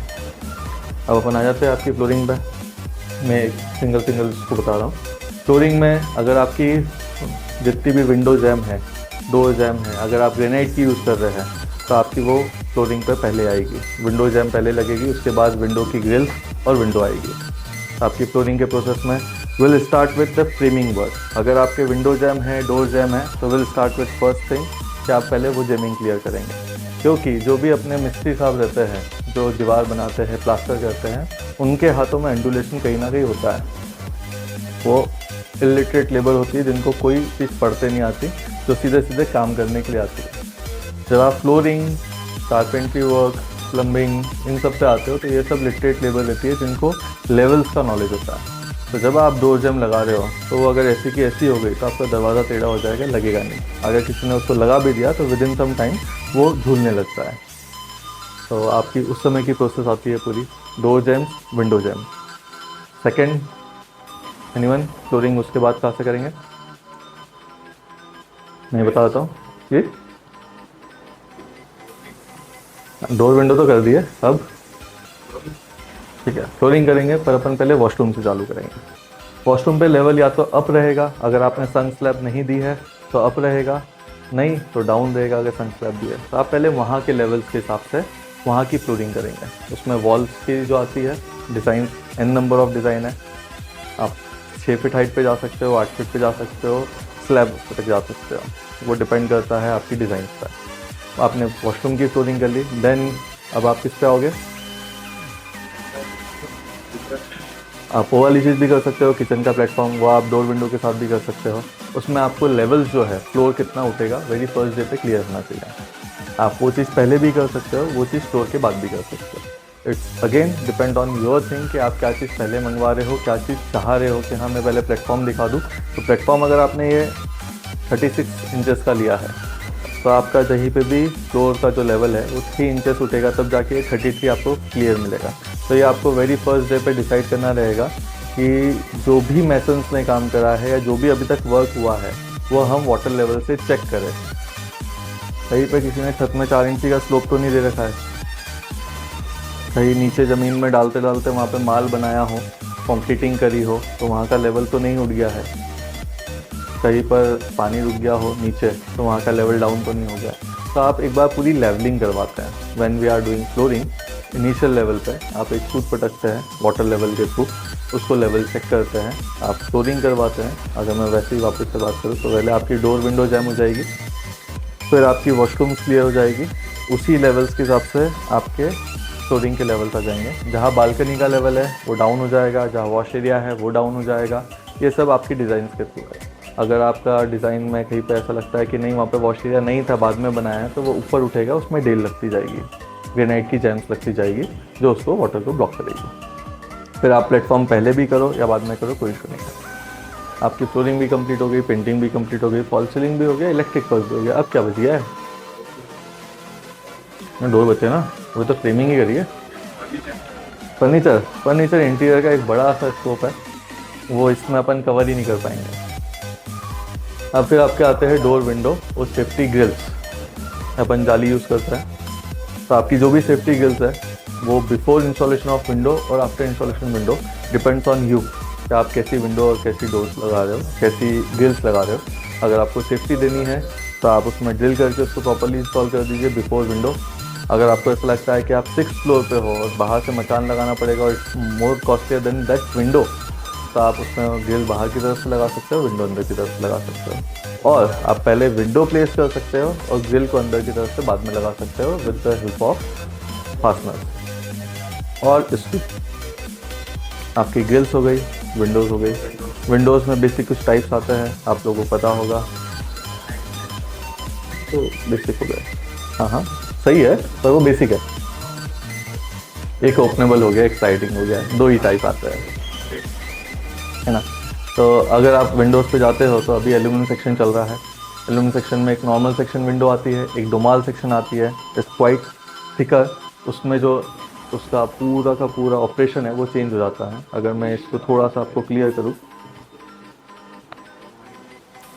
ये मेरी नॉर्मल फ्रेम है, इसमें जो विंडो चलेगी वो इन दोनों के बीच में चलेगी, दिस बिकम माई विंडो।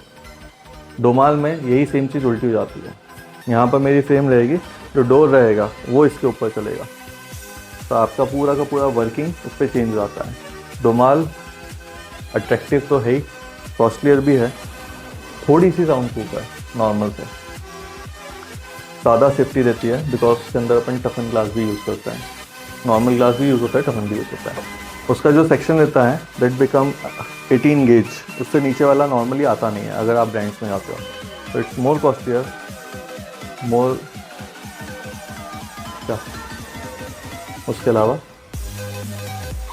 बस सिर्फ महंगी है, more attractive, more costlier, more sound proof than normal section, ये सारी चीज़ उसमें हो जाती है। उसका जो वर्किंग है, अपन जो सेक्शन को रिवर्स करा है वो इसलिए क्योंकि जब पहले सेक्शन होता था तो उसमें बीच में एक चैनल बनती थी, उसके अंदर गंदगी होती थी, तो थोड़े टाइम बाद उसको वर्किंग में इशू आते थे, इसलिए उसको रिवर्स करके नया सेक्शन लॉन्च करा है जिसे डुमाल बोल रहे हैं, जिसमें आपकी नीचे कोई गंदगी नहीं हो रही है। हर कोई वैक्यूम क्लीनर से साफ नहीं कर पाता, तो वहाँ पर आपकी सेक्शन विंडो की चीज़ें चेंज हो जाती है। अब इससे और अच्छा मटेरियल आ गया है जो डोमाल से फॉर्म में ही है, उसका वर्किंग डोमाल जैसा ही है, पर more sound proof, more safety, हर तरीके से बेस्ट विंड, मतलब आप अगर बाहर उस तरफ बात कर रहे हो तो इस तरफ आपकी आवाज़ नहीं आएगी, ये सारे फीचर्स उसमें आ गए हैं। और जहाँ पर आपकी डोमाल सेक्शन फेल हो जाती है, अगर मेरा एक बड़ा सेक्शन है 10 फीट बाय 10 फीट का, वहाँ डोमाल सेक्शन फेल होती है क्योंकि उसमें बीच में इस टाइप के सपोर्ट्स देने पड़ते हैं ना, उसमें आपको सपोर्ट नहीं देनी है, आपको 10 बाय 10 भी सीधे देना हो तो आप दे सकते हैं, वो है UPVC विंडोज़। यस, उसका फ्रेमवर्क पूरा UPVC का रहता है, इट्स ब्रॉडर, उसके अंदर एक मेटल की पूरी फ्रेम डलती है जो उसकी सेफ्टी करती है, तो वो स्टेबल भी हो गई। उसके अंदर जो ग्लास लगता है नॉर्मल ग्लास लगता ही नहीं है, सारे टफन ग्लास लगते हैं, आइदर 6 mm, 8 mm, 12 mm, वो उस हिसाब से डिज़ाइन होती है। तो आपका जब टफन है तो वहाँ ग्लास ब्रेक नहीं होगा, तो आप सेक्शन जितना चाहे उतना बड़ा कर सकते हैं। जब आप UPVC पे आते हैं तो ये ब्रॉडर रहती है, तो ये आपका साउंड पूरी तरीके से रोकती है, पानी पूरी तरीके से रोकती है। जहाँ पे एक बार डोमाल भी 70% साउंड प्रूफ है, ये 95% साउंड प्रूफ के साथ है। सेफ्टी पॉइंट ऑफ व्यू पे जहाँ पर आपके नॉर्मल ग्लासेस लगे हैं जो एक पत्थर से टूट सकते हैं, वहाँ टफन नहीं टूटेगा। इसके अंदर इनबिल्ट पूरी फ्रेम आती है, तो जब हम फ्रेम की बात करें कि अगर मेरे को यहाँ पे पंचर करना है, मैं एक ड्रिल मशीन से कर सकता हूँ, उसमें यहाँ पे पंचर नहीं हो सकता। तो ये सारे सेक्शन फैक्ट्री से बन के आते हैं, ये लोग साइड पे कास्ट नहीं होती। That is the advance version of window. इसमें n नंबर ऑफ टाइप्स आते हैं, वो आप जब फील्ड पे आएंगे तो आप लोग खुद एक्सपीरियंस करेंगे, या फिर जब भी वर्कशॉप होगी अपन उसका एक्सपीरियंस करेंगे। विंडोज़ कवर जाती है, आते हैं अपन डोर पर। प्लस डोर एवरीवन नोज, सागवान everyone knows, glass door everyone knows. अब वो बजट पे डिपेंड करता है आप किस तरीके से लेइंग करते हैं। सागवान किसी का बजट बहुत अच्छा है, बिकॉज नाउ डेज सागवान इज़ लेस अवेलेबल, तो वो सबसे ज़्यादा कॉस्टलियर है। उस पर होती है पॉलिश, जो उस डोर से ज़्यादा कॉस्टली होती है। सेकेंड फ्लश डोर तो नॉर्मली ट्रेंड में चल रहे हैं, both side we can use veneer for polishing और वी कैन यूज़ माइका। तो आपके उसमें n नंबर ऑफ डिज़ाइन आ जाती है। अगेन इसमें इंटीरियर डिज़ाइनिंग सबसे ज़्यादा पार्ट यूज़ होता है। अगर आप पूरे घर में PU फिनिश कर रहे हो तो आपके डोर पे टिक प्लाई जाएगी या विनियर जाएगी, तो वो उस पर पॉलिश होते हुए जाएगा, तो सेम लुक मिलेगा। आप लोगों ने आजकल Instagram everyone use hidden door करके एक फीचर आता है, तो या पूरी वॉल एक जैसी दिख रही है, हल्का सा धक्का दिया तो वो होता है पॉलिशिंग में। या माइका एक जैसी पूरी यूज़ होती है, तो आपको जो भी जॉइंट्स रहते हैं वो इंटीरियर का पार्ट है पूरा, कि आप कैसे टाइप के डोर लगा रहे हो। इसमें सबसे इकोनॉमिकल आते हैं flush door with both side mica, जैसी पसंद वैसा कलर। और क्या है, एक ग्लास डोर था, ग्लास डोर का यूज़ करते हैं कमर्शियल में तो करते ही है, आजकल अपन लोग वॉशरूम्स में भी करते हैं। टफन ग्लास आते हैं जो फ्रॉस्टेड होते हैं, जिसके आर पार कुछ नहीं दिखता, बट उसमें लाइट बहुत अच्छे से क्लियर हो जाती है, जो एक लेवल अप करता है बंगलों से। तो आप ग्लास डोर वॉशरूम्स में यूज़ कर लेते हैं, या फिर जो आपके इंटर बिटवीन के ग्लासेस है, मतलब जो डोर्स है, जैसे आप आपके बेडरूम में आ गए और आपके बेडरूम में ही आपके 4 जोन अलग हैं, एक वॉशरूम का, एक वॉक इन वार्डरोब का, एक होम ऑफिस भी आजकल ऐड हो गया है, तो उसका, तो उन सब जगह पे आप ग्लास डोर ले लो, जिससे आपको सेमी ट्रांसपेरेंसी रहे कि समवन इज़ देयर, लाइट जल रही है, तो वो आप अपनी पर्पस ऑफ फीचर्स क्या आप लेआउट में यूज़ कर रहे हो उसके हिसाब से डिसाइड करो। आई थिंक अपना घर तो बन गया। अब इसमें क्या ऐड करें? फर्नीचर का है, फर्नीचर के अलावा और मेन गेट वो आपकी जाली के साथ आ जाएगा। जो आप ग्रिल्स यूज़ करेंगे उसमें आपका एक टेरेस डोर होता है जो मेटल का यूज़ करता है for safety purpose as well as weather purpose. अगर आपका टेरेस डोर कवर्ड है तो आप वुड का यूज़ कर सकते हैं, और नहीं तो आप मेटल का यूज़ कीजिए, क्योंकि बारिश में वो सड़ता नहीं है। तो उसके साथ आपकी main gate, terrace gate, grills, कहीं पर आपने कुछ अच्छी चीज़ें दी है, राफ्टर्स यूज़ करने हैं, कहीं पे CNC की कोई डिज़ाइनिंग करवानी है, वो सब उसका फैब्रिकेशन का पार्ट एक साथ ही हो जाएगा। हाँ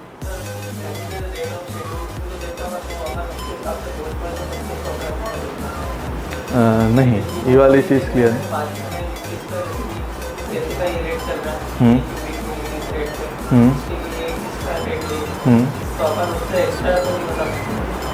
क्यों नहीं बता सकते हो sir?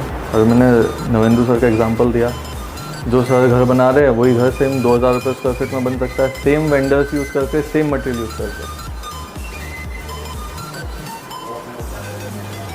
Same vendors. Because sir के जो वेंडर्स है, कुछ वेंडर्स मेरे भी टच में हैं, सेम वेंडर जो फैब्रिकेटर वहाँ काम कर रहा है, वही फैब्रिकेटर वही मटेरियल अपोलो कंपनी का आपकी साइट पे भी लगाएगा। ये जो है उनके नेम वैल्यू का है, जो 3000 रुपीज़ 2000 रुपीज़ स्क्वायर फीट वो एक्स्ट्रा चार्ज कर रहा है, वो उनकी नेम वैल्यू है, उनने उनका ब्रांड बना। आपके पास कोई क्लाइंट आया, सर मेरा 30-50 का छोटा सा बंगला है, बना दोगे? आपने बोला ठीक है सर, मेरे पास 4 पैकेज है, एक 1200 रुपये स्क्वायर फीट का, एक 1500 रुपये स्क्वायर फीट का, एक 1800 का और एक 2500 का। बोला सर 1200 वाले में क्या दोगे? सर आपने अल्ट्राटेक का नाम सुना है? बोला हाँ। बोला वो नहीं दूंगा मैं। सर क्यों? तो सर 360 रुपये की बोली उठी है। आप क्या, मैं नॉर्मल लगाऊंगा 300 वाली बोली? सर आपने मौर्या का नाम सुना है? मैं वो भी नहीं लगाऊंगा, मैं नॉर्मल लगाऊंगा, जिंदल, शिवांगी या चलता फिरता माल। सर इनके नाम तो बता दो, लगाओगे किसमें? सर आओ ना इधर 1800 में, इसमें अल्ट्राटेक मिलेगी आपको, बेस्ट क्वालिटी वर्क, इंडिया की नंबर 1 सीमेंट। इसमें आपको मोयरा का सरिया मिलेगा, MP का नंबर 1। आप बोलोगे मैं टाटा लगाऊंगा, इंडिया का नंबर 1। इसमें मैं आपको एस्टर लगा के दूंगा, मैं इसमें आपको आशीर्वाद भी लगा के दे सकता हूँ, ये पाइप्स के ब्रांड है। अब कुछ सलमान खान और ये सब भी ऐड कर रहे हैं यार, ये तो याद ही होगा। तो मैं आपको ये चीज़ लगा के दूंगा। सर विंडोज़ मैंने अभी आपको बताई थी, उसमें नॉर्मल सेक्शन विंडो है, इसमें UPVC है, इसमें आपकी डोर जैम नॉर्मल है, इसमें आपकी प्लाई वाली आ जाएगी। सर ये बीच वाले में है ना, मैं आपको सिर्फ माइका लगा के दूंगा, इसमें तो पॉलिश भी करके दूंगा। तो ये डिफरेंस आपको समझाना है, वो आपका क्लाइंट है। वो ये लेके आया कि सर मैं तो 1200 रुपये में करवा रहा हूँ मेरे ठेकेदार से। बोला ठीक है ना सर, आप करवाओ, 6 साल बाद आओगे मेरे पास कि सर उसमें क्रैक आ रहे हैं, उसने चिकन मैश नहीं लगाया, या सर पुट्टी अंडुलेटेड है, उसने नॉर्मली फिनिश नहीं करके दी, सर कहीं पे लीकेज आ गया है, that's why we engineer there. नहीं तो नॉर्मल जो मिस्त्री होता है, जो 700-800 रुपये दिन का कमाता है, वही ले लेता है इससे पूरा ठेका। तो ये बाइफर्केशन आपको करना है, आपके प्रोजेक्ट आपको चूज़ करना है कि आपको किस टाइप के प्रोजेक्ट चलाना है। नवेंदु सर का मैंने नाम लिया, आइकॉनिक पर्सन है, उनके प्रोजेक्ट्स उन्हीं के हिसाब से हैं। अगर आप उनके पास जाओगे कि सर मेरा छोटा सा घर बनाना है 10-50 का, सर सॉरी सर मेरा बाथरूम भी नहीं निकलेगा इतने में, वो ये बोल के आपको वापस भेज सकता है। अगर आप उनके पास जाते हो कि सर मेरा 3600 का है ना, हाँ सर कुछ मैं बना दूंगा इसमें, सर 10,000 स्क्वायर फीट है, हाँ सर आओ बैठो बात करते हैं, सर 25,000 रुपये बनाना है ना, हाँ सर इसमें मज़ा आएगा, इसमें हम लैंडस्केपिंग भी हम ही करेंगे। ये सर के वर्ड्स होते हैं। सेम आपको भी अपने आप को उस लेवल तक ले जाना है जहाँ पे आप अपने क्लाइंट चूज़ कर सको, क्योंकि कोटेशन आप ही को देना है, और जो पैसा आप लगाओगे उसमें आपका मार्जिन, आपका डिज़ाइन फीस, ये सब आप ही को निकालना है। नॉर्मली अगर हम बात करें तो 1 रुपये स्क्वायर फीट से लेके 120 रुपये स्क्वायर फीट तक डिज़ाइनिंग फीस होती है। आपको इसके बीच में कहाँ खेलना है वो आपकी कैपेबिलिटीज़ पर डिपेंड करता है। आप क्लाइंट को कितने अच्छे से बता सकते हो कि आपकी क्वालिटी क्या है। अल्ट्राटेक अगर वो लगा रहा है और आप भी लगा रहे हो तो क्या डिफरेंस हो गया? आप कैसे बताओगे? 2 वेंडर्स हैं, एक बोल रहा है सर मैं 1400 में काम करके दूंगा, एक बोल रहा है मैं 1500 में दूंगा, मैं भी अल्ट्राटेक, ये भी अल्ट्राटेक, ये भी मोयरा, ये भी मोयरा, तो फिर आप कैसे डिफर करोगे? फिर तो क्लाइंट बोलेगा ना सर वो सर ज़्यादा अच्छे है, 1400 रुपये में कर रहे हैं।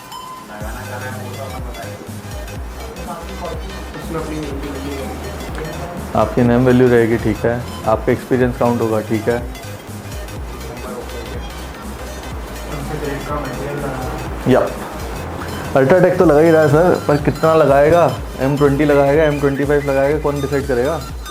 अल्ट्राटेक तो वही है, M15 में चिपका दिया तो सर मोयरा तो लगा रहा है, पर हो सकता है 12 टॉर में निपटा दे आपको, मैं 16 टॉर लगा रहा हूँ। सर एक बार स्ट्रक्चर डिज़ाइन करवा के तो देखो, फिर उससे रेट लेना। सर ब्रिक वर्क तो वो भी कर रहा है, वो तो चिमनी ब्रिक्स में कर रहा है, ओपन भट्टा पे भी नहीं कर रहा है। पर सर मैं 8 इंचेस में दे रहा हूँ, वो 4 इंचेस में दे रहा है। ये जितनी भी टर्मिनोलॉजी है ये आपकी प्लानिंग पर डिसाइड होती है कि आप प्लानिंग क्या कर रहे हो, आप किस ग्रेड का मटेरियल लगा रहे हो, किस हिसाब से रेट कोट कर रहे हो। तो आपके क्वेश्चन का आंसर आपको मिला कुछ? We are closing this. तो आप बताइए, आप में से किसी का कोई डाउट्स, किसी का कोई प्रोसेस में रह गया हो, छूट गया हो, या कोई डाउट आ गया हो कि नहीं सर ये वाली चीज़ तो रह गई, मेरे घर में मेरे को ये भी तो करना था। Any doubts?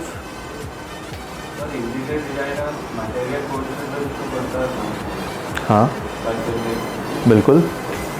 तो सर मटेरियल परसेंटेज पे आप चाहते हैं ना, आप प्लाई लेने जाओगे, आपको प्लाई मिलती है 50 रुपये सर। इंटीरियर के साथ जाओगे वो 120 वाली दिलवाएगा, जो उसका 50% मार्जिन है। तो आपको मटेरियल महंगा पड़ा या इंटीरियर महंगा पड़ा या इंटीरियर डिज़ाइनर महंगा पड़ा? नहीं सर, इंटीरियर डिज़ाइनर जो आपको चीज़ करके देगा ना, वो सेम चीज़ है, उसकी उसमें भी बहुत सारी फील्ड्स होती है। हो सकता है मैं डायरेक्ट वॉल पे आपको लाइट लगा दूँ, इंटीरियर वाला आएगा इस पर पैनलिंग करेगा और माइका लगा देगा, और कोई आएगा वो इस पर स्टोन कास्ट करेगा सर, और अच्छा दिखना चाहिए। जैसे अभी आप लोग लुमियन यूज़ कर रहे हैं, लुमियन में अपना मटेरियल लाइब्रेरी आता है, आप लोग उसमें स्टोन लगाते हैं, स्टोन की माइका भी आती है आजकल, वॉलपेपर भी आता है, टाइल्स भी आती है और ओरिजिनल स्टोन भी आता है। आप चारों को जब यूज़ करोगे तो आपको प्रीमियमनेस पता चलेगी चारों की। तो वो वाली चीज़ इंटीरियर पे होती है।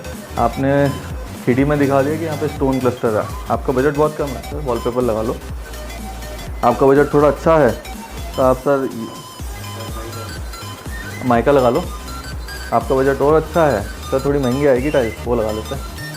सर आप तो बंगला बना रहे हो, अपन चलते इटली, वहीं से लाएंगे पत्थर, इटालियन मार्बल लाएंगे सर। तो वो चीज़ वहाँ पे आ जाती है। तो इंटीरियर वाला ऐसा नहीं है कि कमाते बहुत है, पर उनको उस चीज़ का नॉलेज बहुत ज़्यादा होता है कि हम किस किस टाइप से उसको लगा सकते हैं। तो वो आपको बेस भी बताएगा। हो सकता है जहाँ पे 100 प्लाई लग रही है वहाँ पे 80 प्लाई में आपका काम करवा दे, स्टोन ज़्यादा बढ़वा दे। वो आपकी थीम पे डिपेंड करता है मेहता एसोसिएट्स के साथ। वहाँ पे आपका स्लम फ्री सिटी प्लान, आपका स्मार्ट BRTS प्लान, स्मार्ट सिटीज़, इन सब में काम करा है। ये मेरा जो टाइम था 2011 से लेकर 14 तक का है। उसके बाद मैंने यही सेम काम GCRD दिल्ली के लिए करा, जिसमें मैंने slum free city plan Haryana के लिए बनाया, जिसका बेस ऑफिस चंडीगढ़ था। वहाँ की मैंने 11 अलग अलग सिटीज़ के लिए slum free city plan as well as उस समय जो राजीव गांधी आवास योजना रे थी उसके लिए काम करा है। वहाँ पे P+6 तक की डिज़ाइनिंग करी है। मेरा 1 साल 1.5 साल वहाँ पे निकला है। वहाँ पर मैं मिनिस्ट्री लेवल तक गया हूँ, मतलब जो सरकार पैसा देती है, अपन लोग बोलते हैं ना कि इन लोगों को शेयर नहीं करना पड़ता, 90% सरकार देती है, तो सरकार के मुंह से वो पैसा लेके आना, वो चीज़ करी है। वहाँ पे अप्रूव करवाया है कि सर ये टेक्निकली वहाँ पे रिक्वायर्ड है, वहाँ पर ये डिज़ाइन की ज़रूरत है, वहाँ पे ये क्लस्टर इस तरीके से यूज़ होगा। वो मिनिस्टर्स को समझाना, वो वाली चीज़ करी है प्रेजेंटेशन मोड तक। तो ये वो एक्सपीरियंस है। उसके बाद फील्ड में मज़ा नहीं आ रहा था तो फिर से निकल गए। फिर हम चले गए ITC, हिंदुस्तान यूनिलीवर, इनके लिए वेयर हाउस बनाना है। हैदराबाद की एक कंपनी है मुसद्दीलाल, उनके साथ एसोसिएट हुए, उनके यहाँ पे एक टेक्निकल हेड हुए, फिर टेक्निकल मैनेजर हुए, फिर पूरे हेड रहे वहाँ पे मैनेजर, डायरेक्टली डायरेक्टर्स के साथ। वहाँ पर मैंने वेयर हाउसेस बनाए हैं। वेयर हाउसेस में पुणे के अंदर छोटे छोटे ITC के वेयर हाउसेस है जो 3-3, 4-4 लाख स्क्वायर फीट के हैं। वापी में है जो हिंदुस्तान यूनिलीवर के हैं, जिसका क्लस्टर ऑफ वेयर हाउसेस बनाया है 1.5 लाख स्क्वायर फीट का, जो अभी फ्लिपकार्ट और बड़ी कंपनियां यूज़ कर रही है। उसके अलावा है अपना गुना करके एक छोटी सी जगह है, अशोक नगर गुना, थोड़ा सा आगे आता है भोपाल के, वहाँ पर एक वेयर हाउस बनाया है ITC के लिए, जिसके अंदर ट्रेन आती है। आशीर्वाद आटा का नाम सुना है आप लोगों ने? आशीर्वाद आटा के लिए गेहूँ वहाँ से जाता है, गुना और अशोक नगर से। तो वो वेयर हाउस में गेहूँ इकट्ठा होता है। वहाँ पे जो मालगाड़ी आती है आपकी, वो पूरे वेयर हाउस के अंदर तक आती है, उसमें फिर लोड होता है और जाता है। तो वो प्रोजेक्ट्स की करें। फिर वापस से बोर हो गए कि अब क्या करें, मैं चलो अब वापस कराते हैं। तो अब फिर आ गए बैक टू इंदौर। यहाँ पर अपनी छोटी सी कंपनी जो पापा की थी वो चल रही है, कंस्ट्रक्शन प्रोजेक्ट चल रहे हैं, लकी डेवलपर्स जी। तो पापा की कंपनी है वो, उसको आगे बढ़ा रहे हैं, छोटे मोटे प्रोजेक्ट कर रहे हैं, 1000, 2000, 3000, 5000, 25,000 तक स्क्वायर फीट तक के। नॉर्मली 10 लाख, 20 लाख, 30 लाख से 100 करोड़ तक है। जिस तरह का क्लाइंट आ जाए उस तरह की डिज़ाइन हो जाती है। तो ये बेसिक है। इसके साथ अभी जो मेरी एक और नई कंपनी है वो एसोसिएट है मेरी सिस्टर के साथ, जो दिल्ली में है। That company known as Edicon associate, जो दिल्ली बेस्ड कंपनी है। पैन इंडिया, आपने लेंसकार्ट का नाम सुना है? लेंसकार्ट के जितने भी शोरूम डिज़ाइन होते हैं वो डिज़ाइन होते हैं एडिकॉन एसोसिएट से। जितने एग्जीक्यूट होते हैं गुड़गांव सेक्टर में या फिर उज्जैन सेक्टर में अभी वी हैव स्टार्टेड, वो एग्जीक्यूट होती है अकोरिता से। That is also our company. आपने अकोरिता, आदित्य बिरला कंपनी सबको जानते हो, ब्लैकबेरी, तो उनके प्रोजेक्ट्स, ये मेरी दिल्ली बेस्ड कंपनी जो एडिकॉन एसोसिएट है वो कर रही है, जिसने अभी latestly last week best design award जीता है बेंगलोर में। तो वो छोटी मोटी चीज़ें हम भी निकाल रहे हैं। तो उन सब चीज़ों के लिए आपको वो एक्सपीरियंस की ज़रूरत है कि आप कितना काम कर सकते हो। और जो मेरी स्टार्टिंग थी, एक बेसिक डिफरेंस बिटवीन आर्किटेक्ट और सिविल इंजीनियर, वो इसलिए थी क्योंकि मेरी सिस्टर जो है वो एक अच्छी आर्किटेक्ट भी है, उनने अर्बन डिज़ाइनिंग कर रखा है, तो वो हमसे ज़्यादा बड़े लेवल पे प्लान करते हैं। हम G+2 डिज़ाइन कर रहे हैं, वो P+6, P+12 ऐसी चीज़ें डिज़ाइन करते हैं। जब हम अर्बन प्लानिंग की बात करते हैं तो आप एक पूरा टाउनशिप या फिर जैसे हमने बात करी थी स्मार्ट सिटी की, तो स्मार्ट सिटी लेवल तक की प्लानिंग कर सकते हो। तो अभी आप लोगों ने बैचलर्स कंप्लीट करा है, अब इसके बाद की चीज़ें आपको डिसाइड करना है कि आपको किस फील्ड में जाना है। तो जितना काम करोगे उतना एक्सपीरियंस मिलेगा, जितना एक्सपीरियंस होगा उतने ज़्यादा आप अपने रेट बढ़ा सकते हो।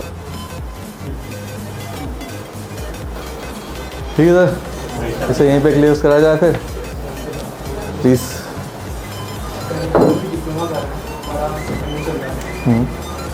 क्या बनाना चाहिए वहाँ की स्टडीज़ को तो करें, मुझे ज़्यादा पता नहीं, पापा मैंने लगा दिया बस। अगर ऐसे लगा दिया है तो इस पर मज़ा ही नहीं आएगा।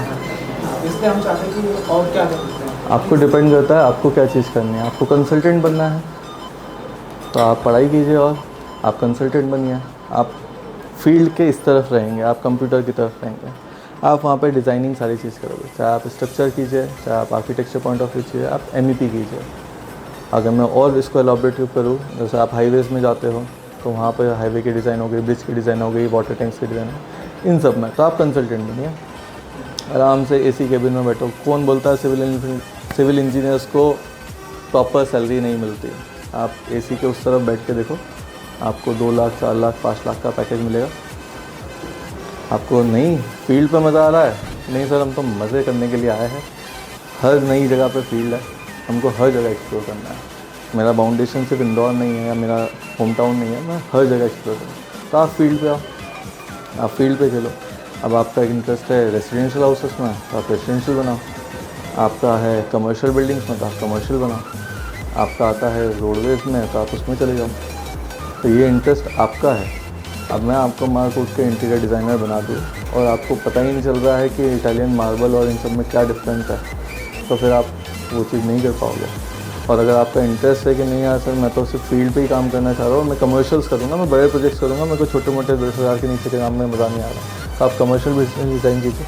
कमर्शियल में अगर अभी एक कन्वेंशन सेंटर आ रहा है इस पर सुपर कॉरिडोर पर, तो आप उस टाइप की चीज़ें करिए। आर्किटेक्ट संजय पुरी का नाम वो भी नहीं सुना होगा जी, ये इंडिया के टॉप 10 में से आते हैं। अभी वो अपना एक प्रोजेक्ट लेके आ रहे हैं सुपर कॉरिडोर पे, कन्वेंशन सेंटर है, तो we are also associated in that. तो आप उस टाइप के काम कीजिए। वहाँ पर अभी प्रोजेक्ट अप्रूव हो जाए, प्लानिंग फेज में चल रहा है, तो उसके बाद करवा सकते हैं। क्या है, कोविड के बाद कोविड में यूज़ की हुई डिग्री, उसके बाद में फ्रेशर का टैग लगा हुआ है। आपको फ्रेशर का टैग एटलीस्ट 3 साल एक्सपीरियंस से मिटाना पड़ेगा, और 3 साल एक्सपीरियंस के लिए आपको लिटरली फील्ड पे आना पड़ेगा, क्योंकि जो नॉलेज की कमी है वो कहीं ना कहीं आप लोगों की जनरेशन में अभी है। अगर मैं इस पूरी प्रोसेस की बात करूँ तो आप लोगों का कहीं कहीं पे नॉलेज बहुत अच्छा है, कहीं कहीं पे वीक है, तो आपको वो कहीं ना कहीं फील्ड पे आके ही क्लियर करना पड़ेगा। अगर आप सोचो कि मैं एज ए इंटर्नशिप कहीं पे ज्वाइन कर लूँ और वहाँ पर मेरे को सारी चीज़ मिल जाए, तो इंटर्न्स को भी इसलिए हायर किया जाता है कि वो आपकी हेल्प करें। अगर मैं इस टाइप के प्रोजेक्ट्स की बात करूँ तो यहाँ पे आर्किटेक्चर स्टूडेंट को इंटर्न बनाया जाता है, because they are good with dimensions, they are good with drawings. वो लोग ड्राइंग हाथ से बनाते हैं, अपन लोग सॉफ्टवेयर यूज़ करते हैं, फिर उनको सॉफ्टवेयर सिखाया जाता है। तो अगर इस टाइप के कोई भी प्रोजेक्ट्स में आपको आना है तो एटलीस्ट कुछ फील्ड वर्क करके आइए, शायद 2 जगह पे इंटर्नशिप कीजिए, 6 महीने कहीं और, 6 महीने फिर वहाँ पे आप कर लीजिए। तो जो आपका इनिशियल स्टेज रहेगा वहाँ पर आपको, क्योंकि जब उस जगह की मैं बात करूँ तो वहाँ पे अराउंड 10 to 12 इंटर्न्स आए होंगे एक साथ। उसमें सर का बैग उठाने से ले तक आपको सारे काम करना है, तो उसमें आपको एक्सपीरियंस मिलेगा। और अगर आप इधर वाले 6 महीने कहीं और ट्रेन कर लेते हो, एक किसी का भी घर बना के देख लेते हो, या कोई भी कमर्शियल बिल्डिंग कंप्लीट कर लेते हो, जिसमें भी आपका इंटरेस्ट है, इंटीरियर में इंटरेस्ट है तो आप इंटीरियर कर लेते हो। तो जब आप एक प्रोजेक्ट पूरा निकाल लोगे तो यू नो टेप कैसे पकड़ा जाता है, टेप में क्या क्या नई चीज़ें आ गई है, लेज़र और ये सारी चीज़ें, मेजरमेंट्स कैसे होंगे, किस टाइप के मटेरियल्स आते हैं। तो हम इंस्टाग्राम पे देख रहे हैं वो सेम हम एग्जीक्यूट करवा सकते हैं कि नहीं। जो सॉफ्टवेयर की ट्रेनिंग आपने यहाँ पे ली है, आप उन सब में प्रैक्टिस कीजिए। अगर आपके सॉफ्टवेयर अपडेट्स पूरे हो जाते हैं तो आपको जो बेसिक नॉलेज है, जैसे मैंने पैरापेट पूछी, एवरीवन नोज 3 फीट होती है, तो ये जो बेसिक डिज़ाइन का कॉन्सेप्ट है ये आपको क्लियर हो जाएगा। तो आप एक छोटी जगह पे इंटर्नशिप कीजिए पहले, जहाँ पर आपके सारे लेवल्स कंप्लीट हो जाए, या फिर यहाँ पे प्रॉपर एजुकेशन लीजिए जो आपको मिल रहा है यहाँ पे, तो वो वाली चीज़ आपकी पूरी कंप्लीट हो जाए, देन आप फील्ड पे आइए। और किसी बड़े प्रोजेक्ट पे जाने के पहले, क्योंकि उस प्रोजेक्ट पे जाने के लिए आपको टोटल इलस्ट्रेशन से लेके एंड जो आपका पेंटिंग होगा वहाँ तक का पूरा एक्सपीरियंस मांगता है। वहाँ पे इंटर्नशिप हायर करने के लिए भी 2 साल की इंटर्नशिप दी जाती है। जैसे आर्किटेक्ट स्टूडेंट 1 साल की इंटर्नशिप करता है, उसके बाद 1 साल फ्री ऑफ कॉस्ट प्रैक्टिस करता है, तो वो 2 साल के बाद फिर वहाँ पर लगता है। तो इस टाइप के प्रोजेक्ट्स पर अगर आपको जाना है तो उस लेवल का एटलीस्ट एक एक्सपीरियंस लीजिए। या फिर हम लोग बोलते हैं तो अगर आप 100 करोड़ के प्रोजेक्ट पर जाना चाह रहे हो तो एटलीस्ट 20-20 करोड़ के पास प्रोजेक्ट का वहाँ पे दिखाइए। Anything else? चला जाए फिर। थैंक यू सो मच मेरी छोटी मोटी बातों को सुनने के लिए। तो आपसे फिर मुलाकात होगी फील्ड पर बहुत जल्द, है? Okay, thank you.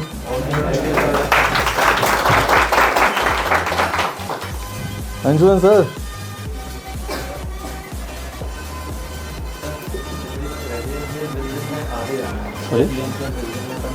जी आप नवेंदु सर को ज्वाइन कर लीजिए, नवेंदु सर को ज्वाइन कर लीजिए, आप नायडू सर को कर लीजिए, ऐसे अय्यर सर है उनको ज्वाइन कर लीजिए। There are n number of architects जो आर्किटेक्चर थीम लेके चल रहे हैं, या फिर there are n number of civil engineer जो अपनी फर्म लेके चल रहे हैं। आप उनमें से किसी को भी ज्वाइन कीजिए और अपने हाथ के नीचे एटलीस्ट 5 रेजिडेंशियल प्रोजेक्ट निकालिए।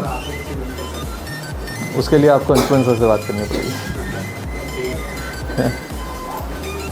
तो उस टाइप से आप इंटर्नशिप कीजिए। जब आपके हाथ के नीचे से सारे प्रोजेक्ट्स निकल जाएंगे, फ्रॉम एक्सकेवेशन से लेके फिनिशिंग हैंडओवर तक, तो आपको एक बेसिक सारी चीज़ों का नॉलेज हो जाएगा। और हम इसे इंटर्नशिप या एक्सपीरियंस इसलिए बोलते हैं कि किसी और के पैसे पे होता है।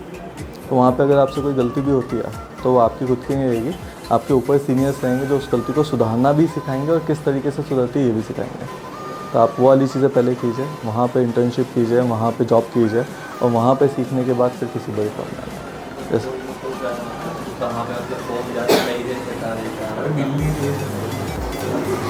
अभी मिल नहीं रही है, बहुत सारी वैकेंसीज है, पर वहाँ पे मिनिमम 3 इयर्स का एक्सपीरियंस है।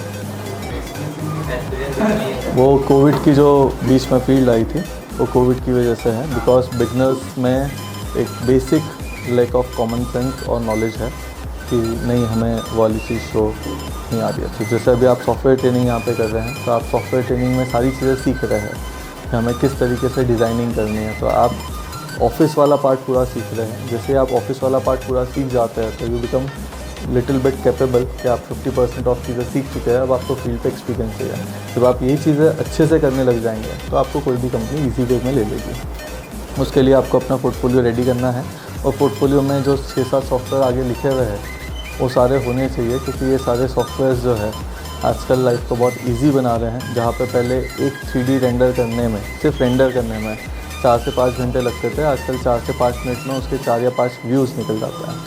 तो आप जितने अच्छे से इन सॉफ्टवेयर्स पे मास्टरी करोगे उतना ज़्यादा स्कोप है आपके इंटर्नशिप पक्के होने का, या फिर आपके जॉब में आपको हाई पे स्केल मिलने का। अगर आपकी सिर्फ सर्टिफिकेट्स आप इनको लेके क्लियर कर रहे हो कि नहीं हमारे पास सिर्फ सर्टिफिकेट्स और आपको नॉलेज नहीं है, तो आपका पे स्केल बहुत कम हो जाएगा, 4000, 8000, 12000 इस तरीके से। और अगर आपकी मास्टरी है तो you start with 25,000 and n is limit. आप उस पर कहीं पे भी जा सकते हो। तो प्लीज़ पहले यहाँ पे प्रिपेयर कीजिए और इसके साथ साथ फिर फील्ड पे आइए। Thank you sir. चलिए आपसे फिर फील्ड पे मिलते हैं बहुत जल्दी। Okay, see you, thank you.